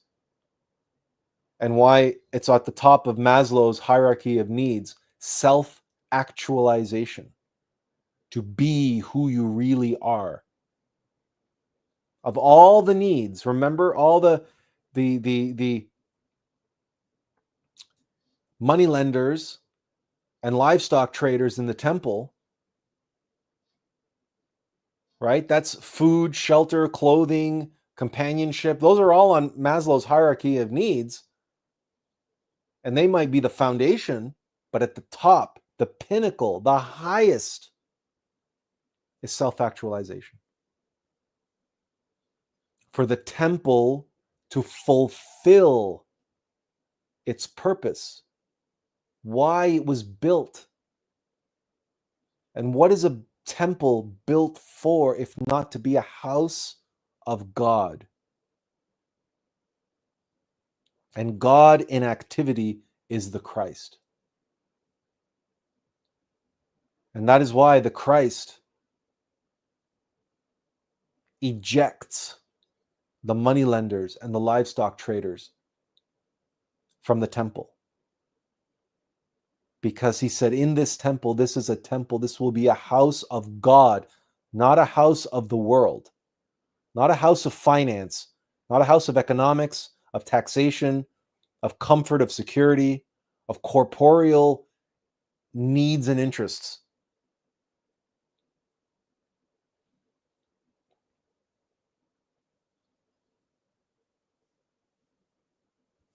But where do we get the strength and the ability to eject the moneylenders from our temple? Where do we get the courage to do so? Knowing full well that it would lead to our death, that we will be judged a heretic and nailed to the cross.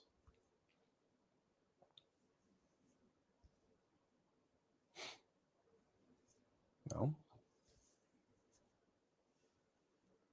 By undertaking the AUM of Life and the task of focusing on the causes of suffering, and the Eightfold Path, as the Buddha called it, to the end of suffering, to be free of the causes of suffering, and to fulfill the deep longing of overcoming and being free of desire.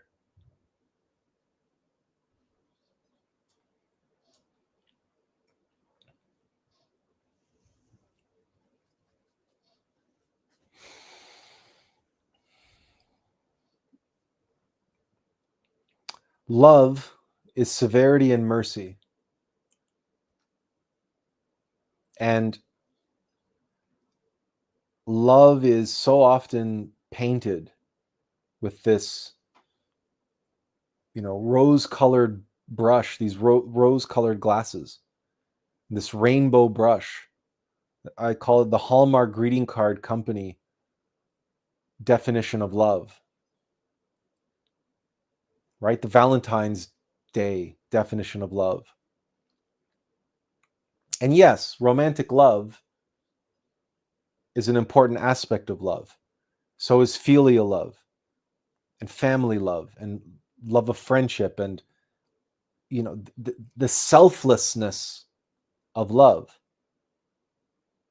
Well, it's precisely why the Buddhists focus on no self. Because the desires of all of these I's, I, these are all the desires of the false self. But one cannot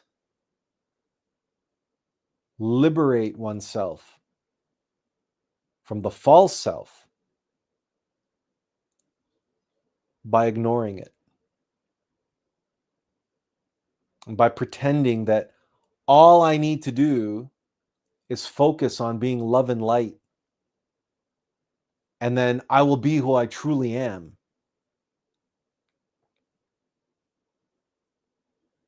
This is like the bodybuilder saying, all I need to do is visualize and hope and focus on being the biggest and the strongest, and I will become the biggest and the strongest.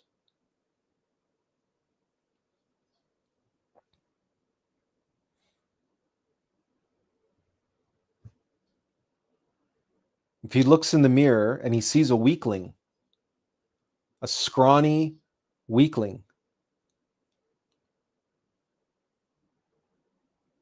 and he doesn't look to the causes of that, and if he doesn't look to change by confronting what he needs in order to become big and strong, he will remain a weakling.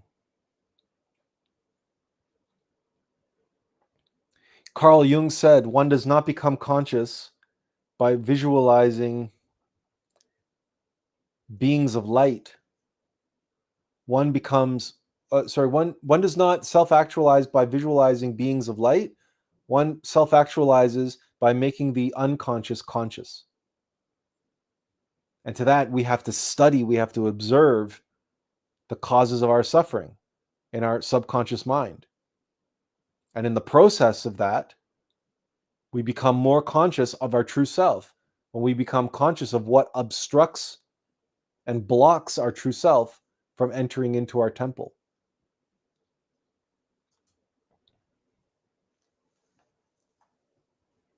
Because the Christ, the risen Christ, cannot enter into a temple that is filthy.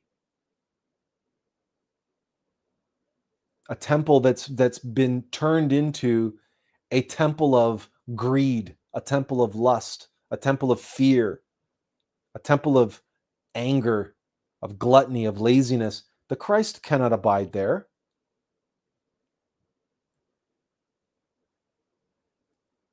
One of my Gnostic instructors is very keen on the expression, God and the devil cannot mix.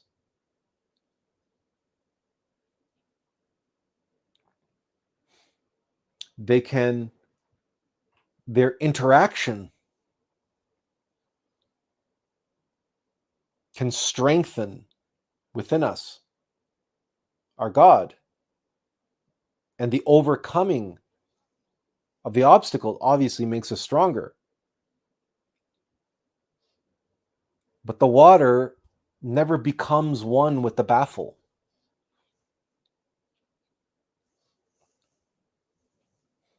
is what so many people get wrong about the integration of the shadow. And the other thing too about that is that Jung included both the unconscious and the subconscious as one in the shadow, which makes it even more confusing, because he basically said what that which is conscious and that which is that we are not conscious of, meaning the unconscious and the subconscious. And so that's why, it's very easy for people to become confused, because the integration of the unconscious self, meaning the higher self, is absolutely what we want to integrate. But that also, Jung got it backwards, or it's not the higher self that we are integrating into us. It is the subconscious that we are eliminating and getting ourself out of the way so that we can integrate into our true self. But anyway, that's a whole other kettle of fish. Don't necessarily want to get into that. But the whole point of all of this is that anybody, when you go to the gym, you're not going to the gym with a long face and being that you're negative about it, that you're beating yourself up because you're going to the gym.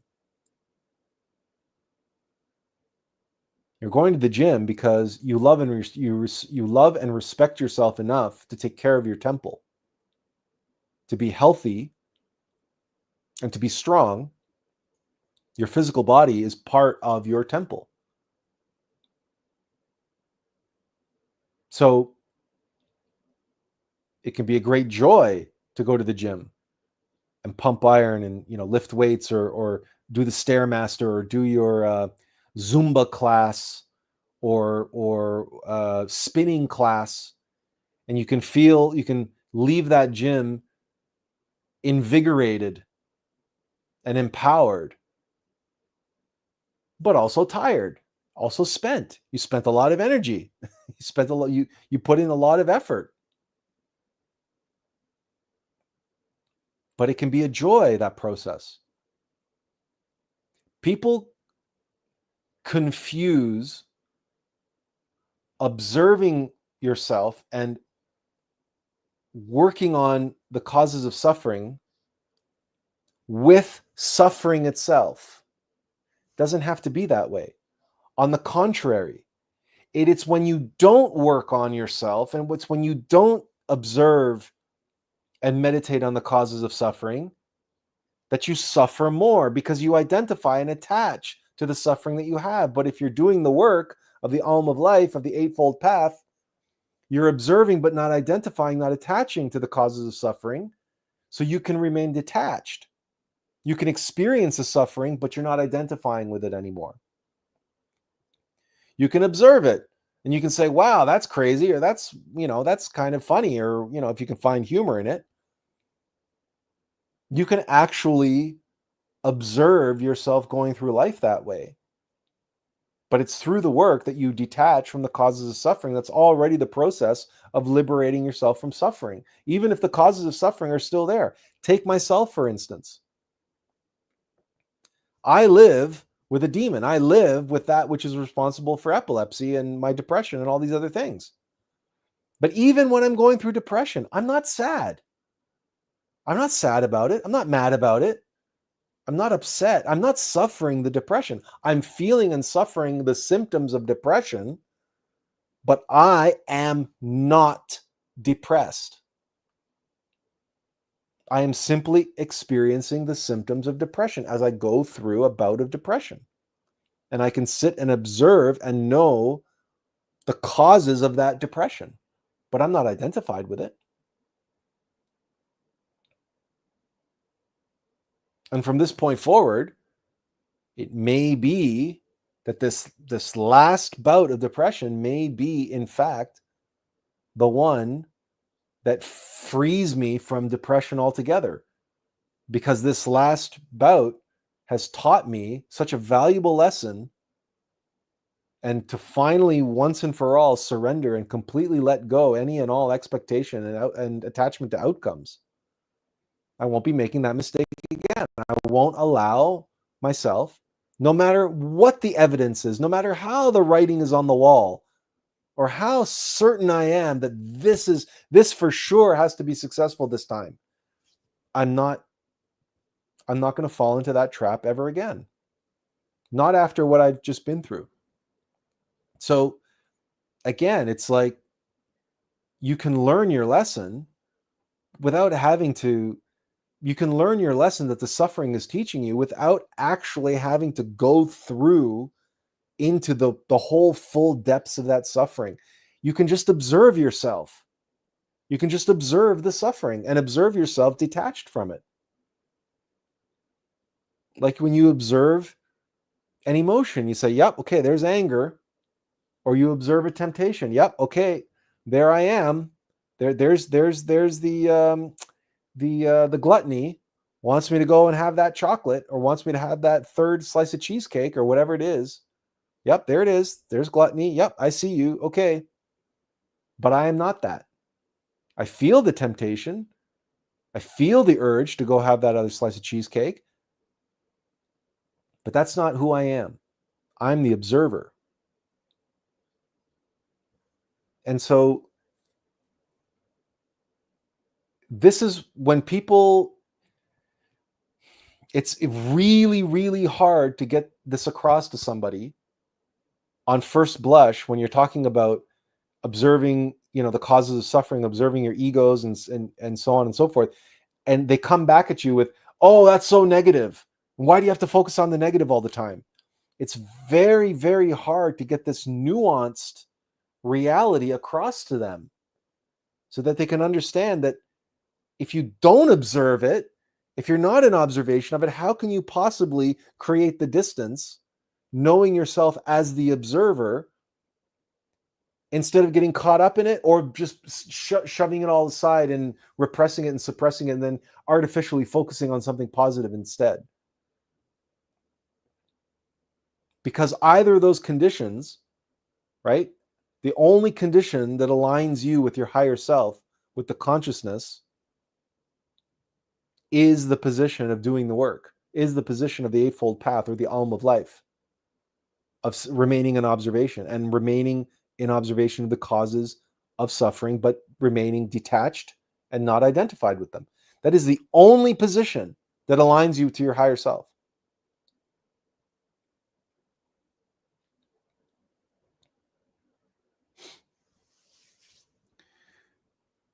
Yongsheng says, "Hi Atlas, thanks for answering to my previous question. I can't agree with you anymore.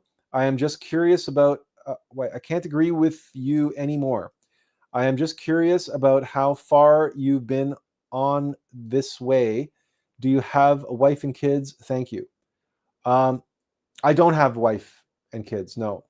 And he says, and he asks, oh, and how long have I been doing this? That's a good question. On one level, I've been doing it for 45 years since I've had my first spiritual experience. From another perspective, I've been doing it for 35 years. And from another perspective, I've been doing this in one way, shape, or form for about 15 years. So it depends, like what level are you asking about? But when his follow-up question here is, and are you still with a Gnostic group? How long you've been with that group? Can you tell me what kind of group it is? Thank you. Let me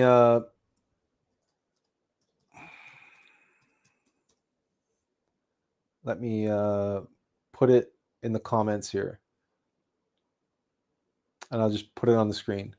This is the only Gnostic group that I'm a part of, and I'm not really a part of it. This is where you begin. This is where you begin. It's www.glorian.org.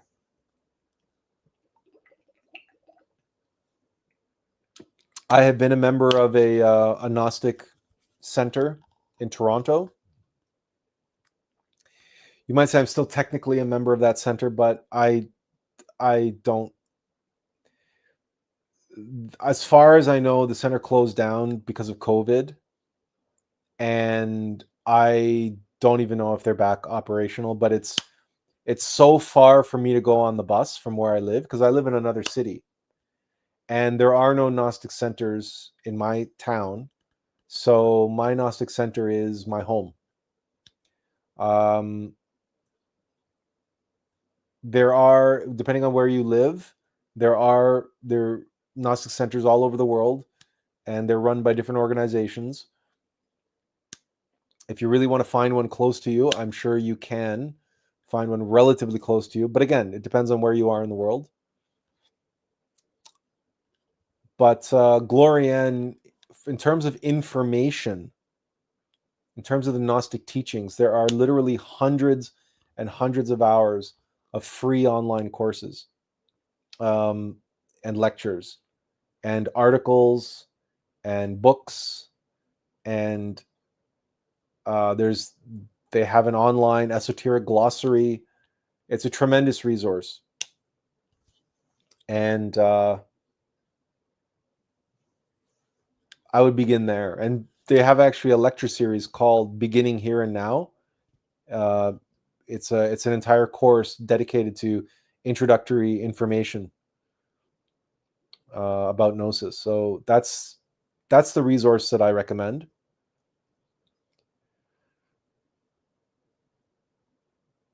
However, for my part, I don't spend a lot of time there anymore. I followed the practices that they taught, and I implemented them into my life, and I now am following the guidance of my innermost being, who is Attlas. And together we are doing the work that we are here to do, which is to offer the teachings in a way that is, at the risk of sounding controversial, to offer the teachings in a way that is more appropriate to the eccentricities of the people in this time, in the Kali Yuga.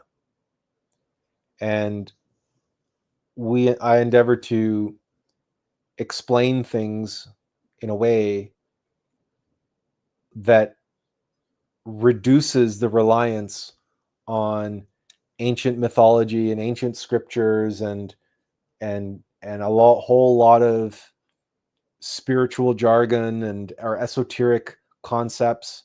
I focus very much on the basics and what is essential. And what is essential is for all of us to connect to our higher self and strengthen the connection and increase the bandwidth such that we can begin living our life from that place as a servant, as a faithful and loyal servant to our innermost intimate Christ. In other words, I teach the AUM of Life, also known as revolutionary psychology, also known as the Eightfold Noble Path, also known as many, many, many things to many, many different people. But I call it the AUM of Life, the Analogous Ultimate Methodology, which is the meta phenomena that by which all things come to be or not to be. And I try to use simple analogies, and I made that video for the current campaign that I called a 10 for Human 3.0. And I made a video that in 26 minutes explains basically the whole of the human condition and where we are now in terms of making an upgrade from Human 2.0 to Human 3.0, from the binary, mechanical, intellectual hominid to a true human being. And because I am cognizant of the fact that people are busy, people are lazy, people have no attention spans. So to be able to describe all that and explain all that in 26 minutes was not easy. It took literally months and months and months of work to be able to do that. And I am certain that as we move into 2025, the new year will bring with it a new work for me, some new enterprise, some new project, some new mission, and that I will begin working on. It might be a book, it might be a new video series. I don't know what it is yet because I haven't been told. But when I'm told, then that's what I'm going to be working on from that moving forward. And that's where I'm at, right? I'm just like this physical body, this person that you see speaking to you. I'm just a loyal servant and a faithful vessel. And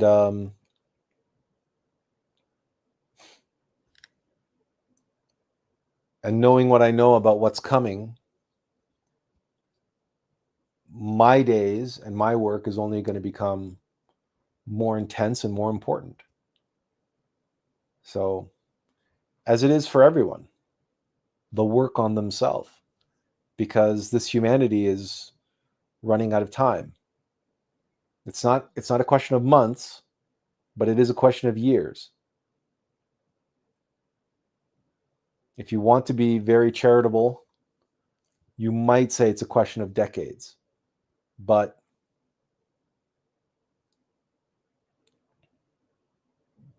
at the moment, the information that I'm currently working with, the information that has been made available to me, the point of view from which I am operating, we're looking at 2 decades. To the end of this decade, 2030, and then to the end of next decade, 2040, and then midway through that decade, 2045, 2046. These are the dates that have appeared for me. I'm not attached to them. I'm not identified with them, and things could go sooner, things could go longer. So, but I'm still operating within that framework. That the work that I'm here to do is going to be fulfilled within that time frame. That's the place from that I'm operating from, just from my own life's work and from my own perspective. So, but in terms of gnosis and Gnosticism, glorian.org is what I recommend. It's a very long-winded answer to that question, I think.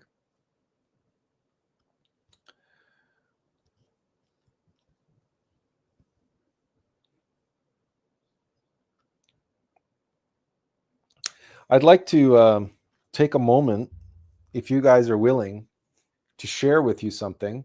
I left it to the end because I honestly don't know if I'm going to get in trouble.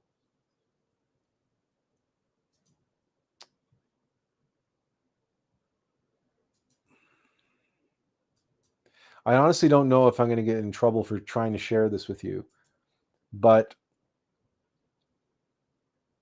I wanted to share just a couple minutes of it, maybe. If you want, you can watch the whole thing.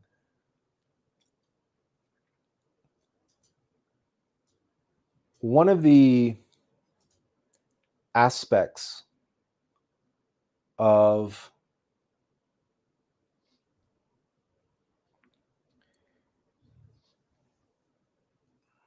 this work is the AUM of Life, is the repetitive nature of it, and that each revolution is an iterative revolution. You're building on the knowledge and the experience that you gained on the last go around. And you might ask, well, where does someone find the patience to endure that, going over something over and over and over and over again? And the answer for me was, I learned that work ethic in the theater, because I studied English and drama, and I also, studied for film acting and so on, and radio and television. And if you know about that industry, about that kind of work, you know that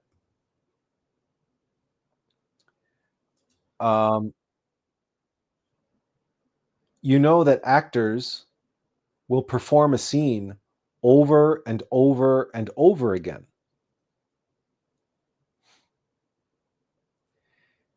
And the question you ask yourself is, why? Like, why do they do that?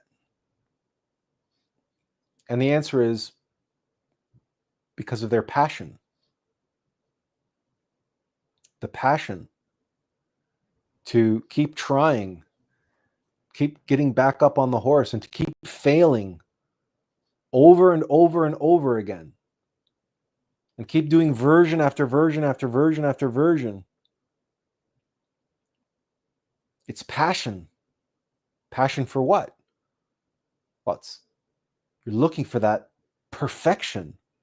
You're looking for what works. You're looking for capturing the essence, of the that's in the words in the script, or capturing the magic of the moment. And when you do capture it, you just know it, and everybody around you knows it too. And it really is a magical moment when just you get it, it clicks, it works.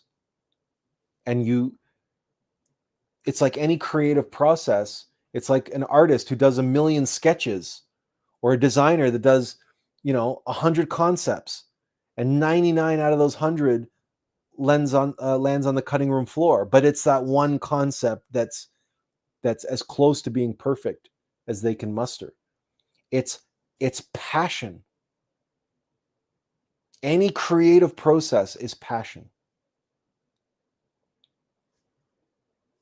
But what we lose sight of, if we don't have the benefit of that training, if we don't have the benefit of that kind of a vocation,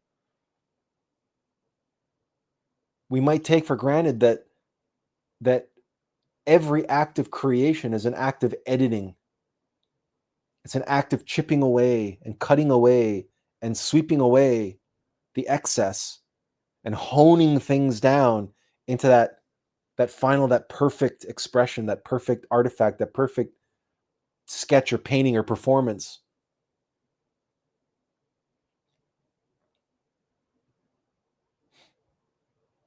And it is passion that drives it. Now, passion, the word, what it means is that which you are willing to suffer for. Passion is that which you are willing to sacrifice your time, your energy, your effort, all of your talents, all of your abilities. You pour your heart and your soul into that which you are passionate about. And finally, passion is that which you are willing to die for. And that is why the death and the crucifixion and death of Jesus is known as the Passion of the Christ. The Passion of the Christ. And Christians do the Stations of the Cross. They play them out every Easter season and on Good Friday. We celebrate the Passion of the Christ. It's the most horrific event possibly in history for a single individual. The most horrific event in the life of Jesus. And if you look at Mel Gibson's cinematic portrayal of it, it's horrifying no matter how you look at it. And yet Mel Gibson is a hardened Catholic, because he wanted to express the passion of the Christ, what he was willing to endure what he was willing to suffer, and what he sacrificed for that which he was passionate about, which was all of us. That's the nature of selflessness, of humility, of putting yourself in the background and putting that which you are passionate about in the foreground. That's that creative process where the artist surrenders to the art and becomes a servant of the creative spirit which is flowing through the artist.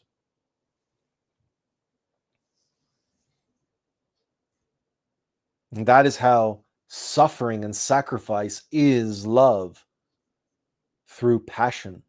It's passionate love. What you're willing to suffer and die for, there is no greater expression of love than that. And that is why the greatest expression of the love of a God for this humanity is the death and resurrection of his Son, the Son of Man, the Christ.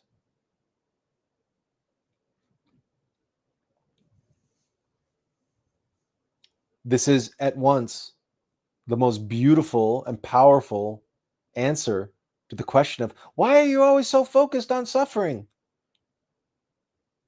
And yet, the most difficult for human 2.0 to grasp and to swallow. You know, the muggles, the people worried about their comfort and security, the people worried about, you know, their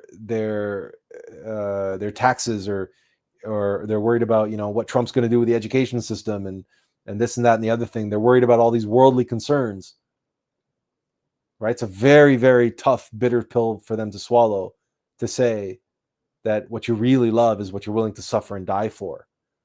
They'll say, yeah, I'm suffering all the time. I suffer this 40 hours a week working to put food on the table for my kids. And yeah, sure, you can be passionate about your family and passionate about putting food on the table. Obviously, of course, that's part of your life. That's part of your responsibility. That's part of your purpose as a human being. You have a family, you have children. That's part of that.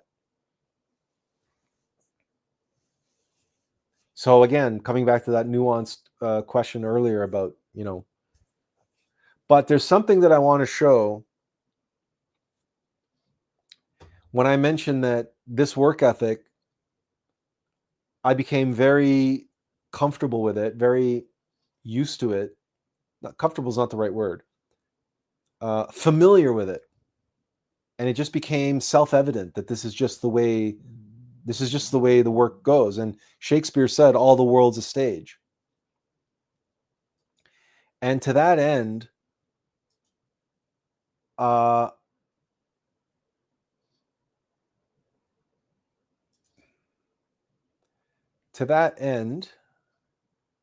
yeah, that one. Okay. I want to share with you guys an inside look at the creative process. Now, this is not the greatest movie in the world ever made by any stretch of the imagination, but I don't want to, you know, it's not Passion of the Christ. It's not, so don't worry, it's not violent or anything else. It's 30 seconds of the movie Tropic Thunder. 30 seconds of the movie Tropic Thunder. What we're going to be seeing is Robert Downey Jr. and Ben Stiller improvising 30 seconds of screen time. So it's not even the whole scene, just part of a scene. But I want to give you the opportunity to see this process, because this is the process that not everybody has the benefit of, this kind of training or this kind of experience.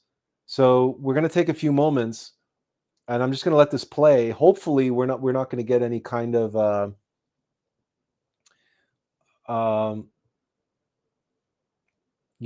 copyright strike. Benjamin Ochoa says, those are great moments. There might be there's some questionable language, but you're going to have to let that slide. So I'm just going to shut up now and play this, and you'll start to get the feel for what we're talking about in terms of passion, and going around and around the AUM of Life, and running up against those baffles and trying different things, right? And seeing how the obstacles are forcing you to improve and iterate different things. Like we talked about few weeks back about improvisation, about when Neo was in the sparring room, the sparring program with Morpheus, and Morpheus was testing him. It's the same type of thing, but here's a real world example of this, coming back from my own experience. Thank you. And action, please. You're gonna focus up now, motherfucker, and say it. Say it. Say it. Say it. It. It's me, Tug. It's me, Tug. Yeah. Tug who? Tug who? I don't know. You don't know. You don't know. I know. No, you don't. Man, I know who I am. I'm a dude playing a dude disguise. You don't know. To do it again. Which one? The top? Some from the top. Okay. Damn. I'm tripping on them M&Ms. Here we go. 5, 4, 3, 2. Ha! Hot damn, I'm tired of this. Now you focus the fuck up, dude. Say it. It. You gonna say it. It's me, Tug. It's me, Tug. That's right. Now, Tug who? Tug who? I don't know. Who are you? Me? I know who I am. I'm a dude playing a dude disguised as another dude. You a dude that don't know what dude he is. You're a dude who don't know what dude he is. Yes, I do. You don't know what dude you are. Sure I do. No, you don't. I sure as fuck do. Sure you don't. I sure don't. Sure I am. Gotcha. Stop looking at me with them Illuminati eyes. You get me all chipped up. Okay. I can see fire in your eye. Who are you? You don't know what dude you are. You don't know what dude you are. What? Take it from the top. Yes. Now let's get this clear. I'm gonna ask you one more time. You say it. Say it. It's me, Tug. It's me, Tug. That's right. Tug who? Tug who? That was my question. Go from the top and say it, and I'll say it. Okay. Okay. I'm tired of kid gloving you. You bad to say it now. Say it. It. Not it. Say what I'm telling you to say. It's me, Tug. It's me, Tug. That's right, Tug who? Tug who? What the fuck? I don't know. You do know. It's me, Tug. I don't know. Tug who? Come on now. Come on now. I know who I am. You don't know who you are. Trust me. No, you don't. Oh, yeah. Oh, no. I'm a dude playing a dude disguised as a third dude, and now back to the dude I was. You a dude who don't know what dude he is. You're a dude who don't know what dude he is. Trust me, I'm cool with who I am. We tripping on you. You don't know who you are. Yes, I do. No, you don't. Sure I do, brother. Sure you don't. I'm sure I don't. I see constellations in your eyes. You just made my point. You got me spinning. You need. What is it? You're scared? You need to choose. You need to choose. Choose what? Choose a dude. Choose a dude. Oh, snap. Yeah, one more time. From the top. Go.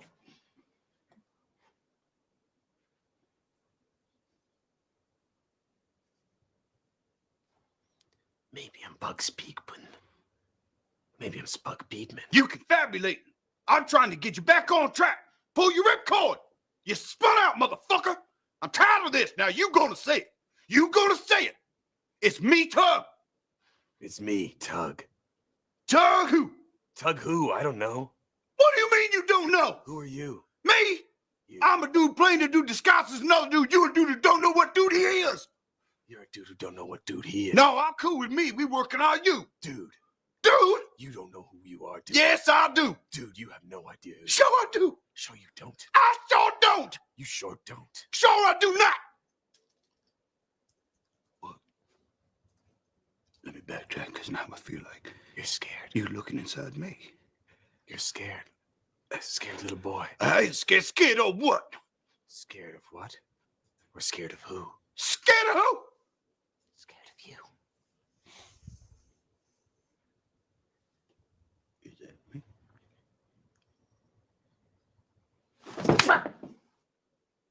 Let's do one more. All right. Everybody cool? Hold the mirror a little closer to you. Like that? Yeah. Can I actually get him in there? Okay. Yeah, that's perfect. Like that. Like that. of that. There. Scared of you. Scared of you. Okay. Who? You who? Go. Focus up now, motherfucker. You about to say it. You hear me? You say it. It's me, Tug. It's me, Tug. That's right. Tug who? That's right, Tug who? Come on now. Come on now. God damn it. I'm telling you to say who you is. You Tug Speedman. Say it. I'm Tug Speedman. That's right. Who are you? I know who I am. I'm a dude playing a dude disguised as another dude. You're the dude who don't know what dude he is.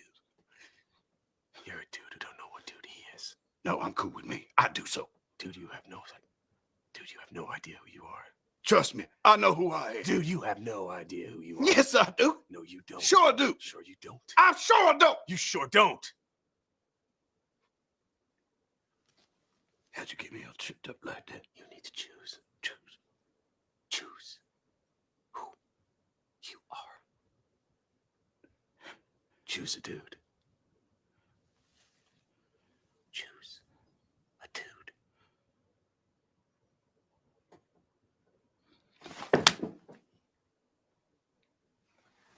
Okay, you all right? One more time? Yeah. How are we doing? Good. How about choose you? Don't be afraid. Afraid of you. Okay. Oh yeah. Choose you. Wait, sure I don't. I'm sure I don't. What's the right word I'm supposed to say? I don't for sure. I don't for sure. Here we go. I want to talk every time you talking. You talking, yeah. I'm talking. I know. We'll get it right. Okay, so that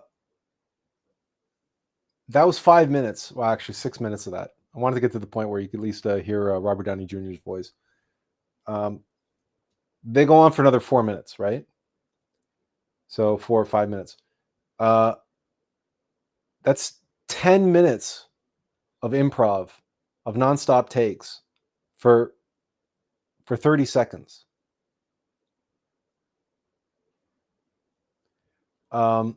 Tiffany says, I hope this doesn't invade my dreams tonight.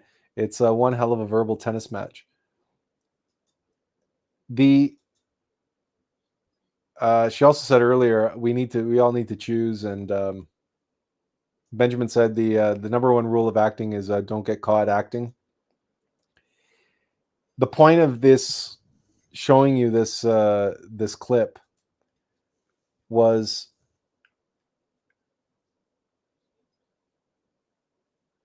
they're playing make believe, right? They're adult pretenders. They're just playing. And they're playing these completely made up roles in this made up thing called a movie. It's just a movie, and it's a comedy at that. 10 minutes devoted to 30 seconds of screen time. This is not uncommon. And if you hear stories of Stanley Kubrick and other filmmakers, he would make actors do hundreds of takes, hundreds, in order to be sure that he got what he was looking for.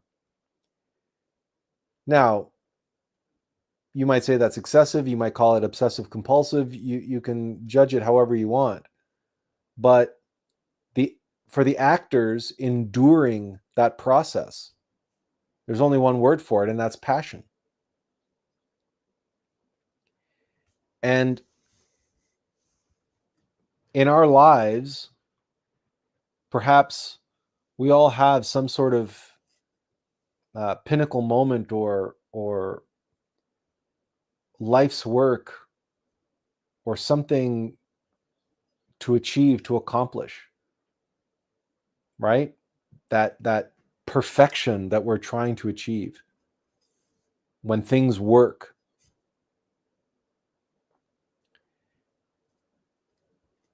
And when we look at our life, we might have seen, many failures or many false starts or many things not working out, or, facing the same adversaries, the same causes of suffering over and over again.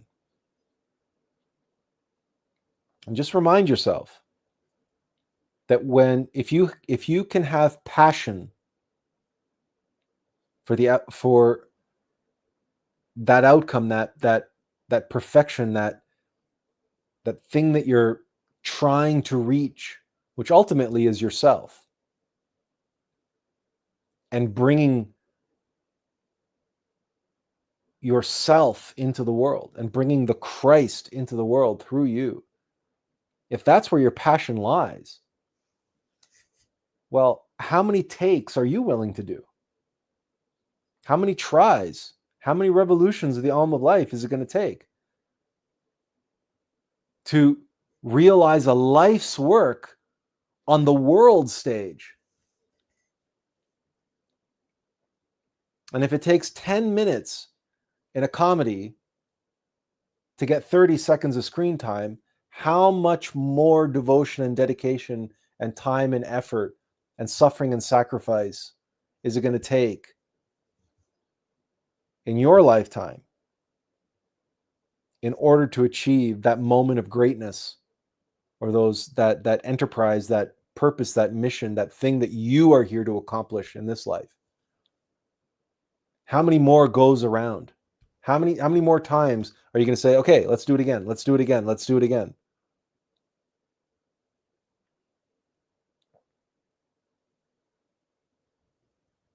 You see, I don't know what it's like for, others in other jobs or vocations or everything else. My background is from the creative background. And, at a young age, I guess, I was initiated into the arts, into the performing arts.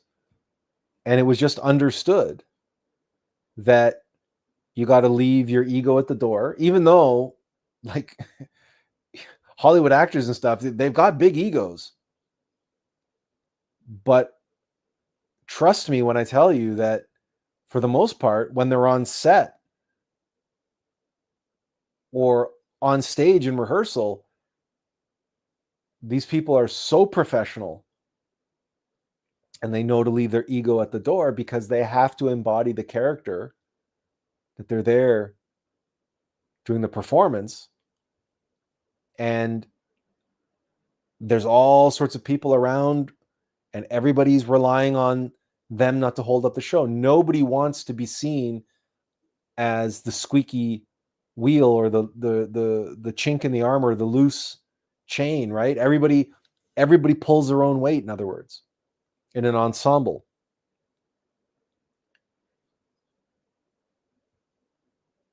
Because everybody is passionate about this thing, this creation that we're working collectively on. And it just so happens that fairly early on in my life, it became clear to me that I needed to take Shakespeare's words to heart in a very meaningful way. That all the world's a stage. And that my work ethic and my passion for creativity on the stage, performance and on screen, would apply to creating the vessel, the loyal servant, the faithful servant who must create that,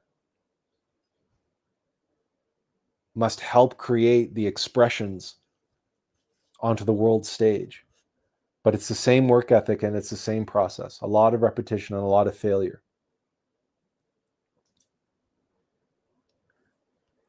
And it's a lot of editing and a lot of getting rid of that which doesn't work. And, facing your demons and dancing with the devil and struggling with your demons and all of it, right? And that's what,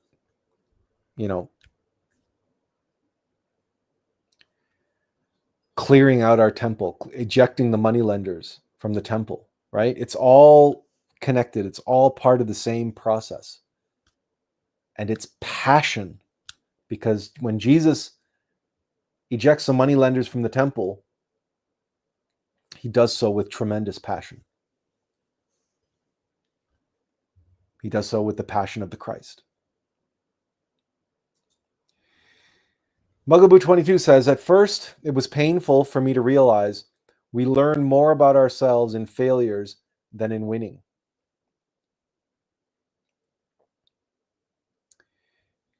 This echoes what Master Samael said about birth and death. He said, we can learn very little from the phenomenon of birth, but from death, we can learn everything. Death is the great teacher, and so is failure, because failure is like a little death. Because in failure, we can see, okay, that thing that caused me to fail this time, that needs to die. Failure is an expression of a cause of suffering inside of us. If we suffer when we fail, it's because that the failure of suffering is trying to teach us something. And we have to retrospect and say, what caused me to fail? What's causing me this suffering and failure? That has to go. So it's very true. It's very true what Mugaboo is saying. We learn more from our failures than from our success. And that's why some people who have only had a lifetime of success end up running into a very rude awakening in their adult life, because suddenly they realize they don't really know that much, because everything always came so easy to them. And then one day they will have a terrible rude awakening, and then their whole worldview will be shattered as they fail for the first time and experience that for the first time. That's what so many millennials and Gen Z are experiencing the hard way when they grow up, get out of school and get out into the world, and then discover, oh my God, there's no such thing as a participation award. And people actually tell you that you're doing stuff wrong. Oh my God. Because these kids have been raised and gone through an entire upbringing and schooling system that never told them that they were wrong, ever. And they get out into the world, and suddenly the entire world is telling them that they're wrong. And then they completely break down psychologically, and they just can't handle it.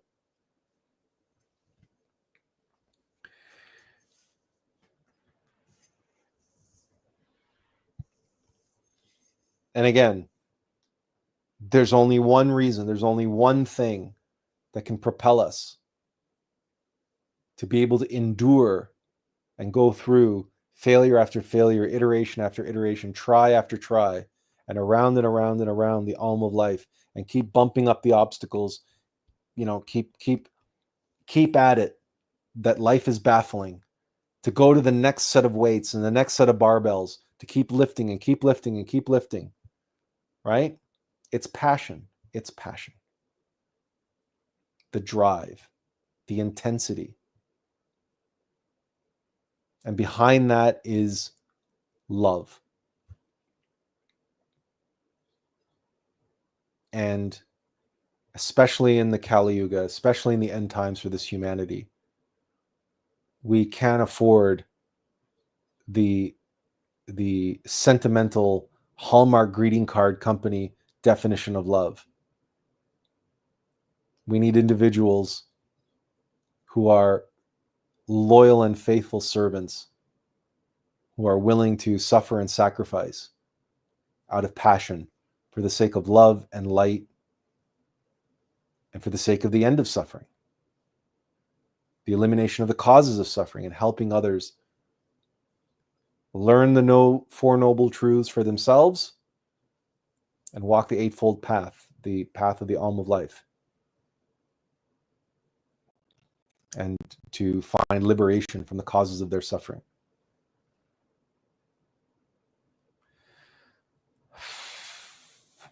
Does anyone have any questions or comments? If you're interested, I will, hang on a second. It's here.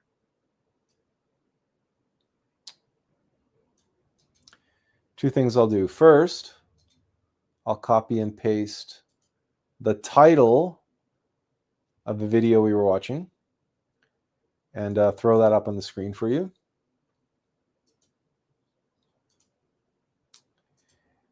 And next, I will copy and paste the link to the video and I'll throw that up on screen for you. I doubt you're going to be able to type it in from the screen, but you can cut and paste it maybe from the chat. So, or you can just do a search for Robert Downey Jr. and Ben Stiller improvising or whatever, right? And you'll find it. Just in case you want to watch the rest of it.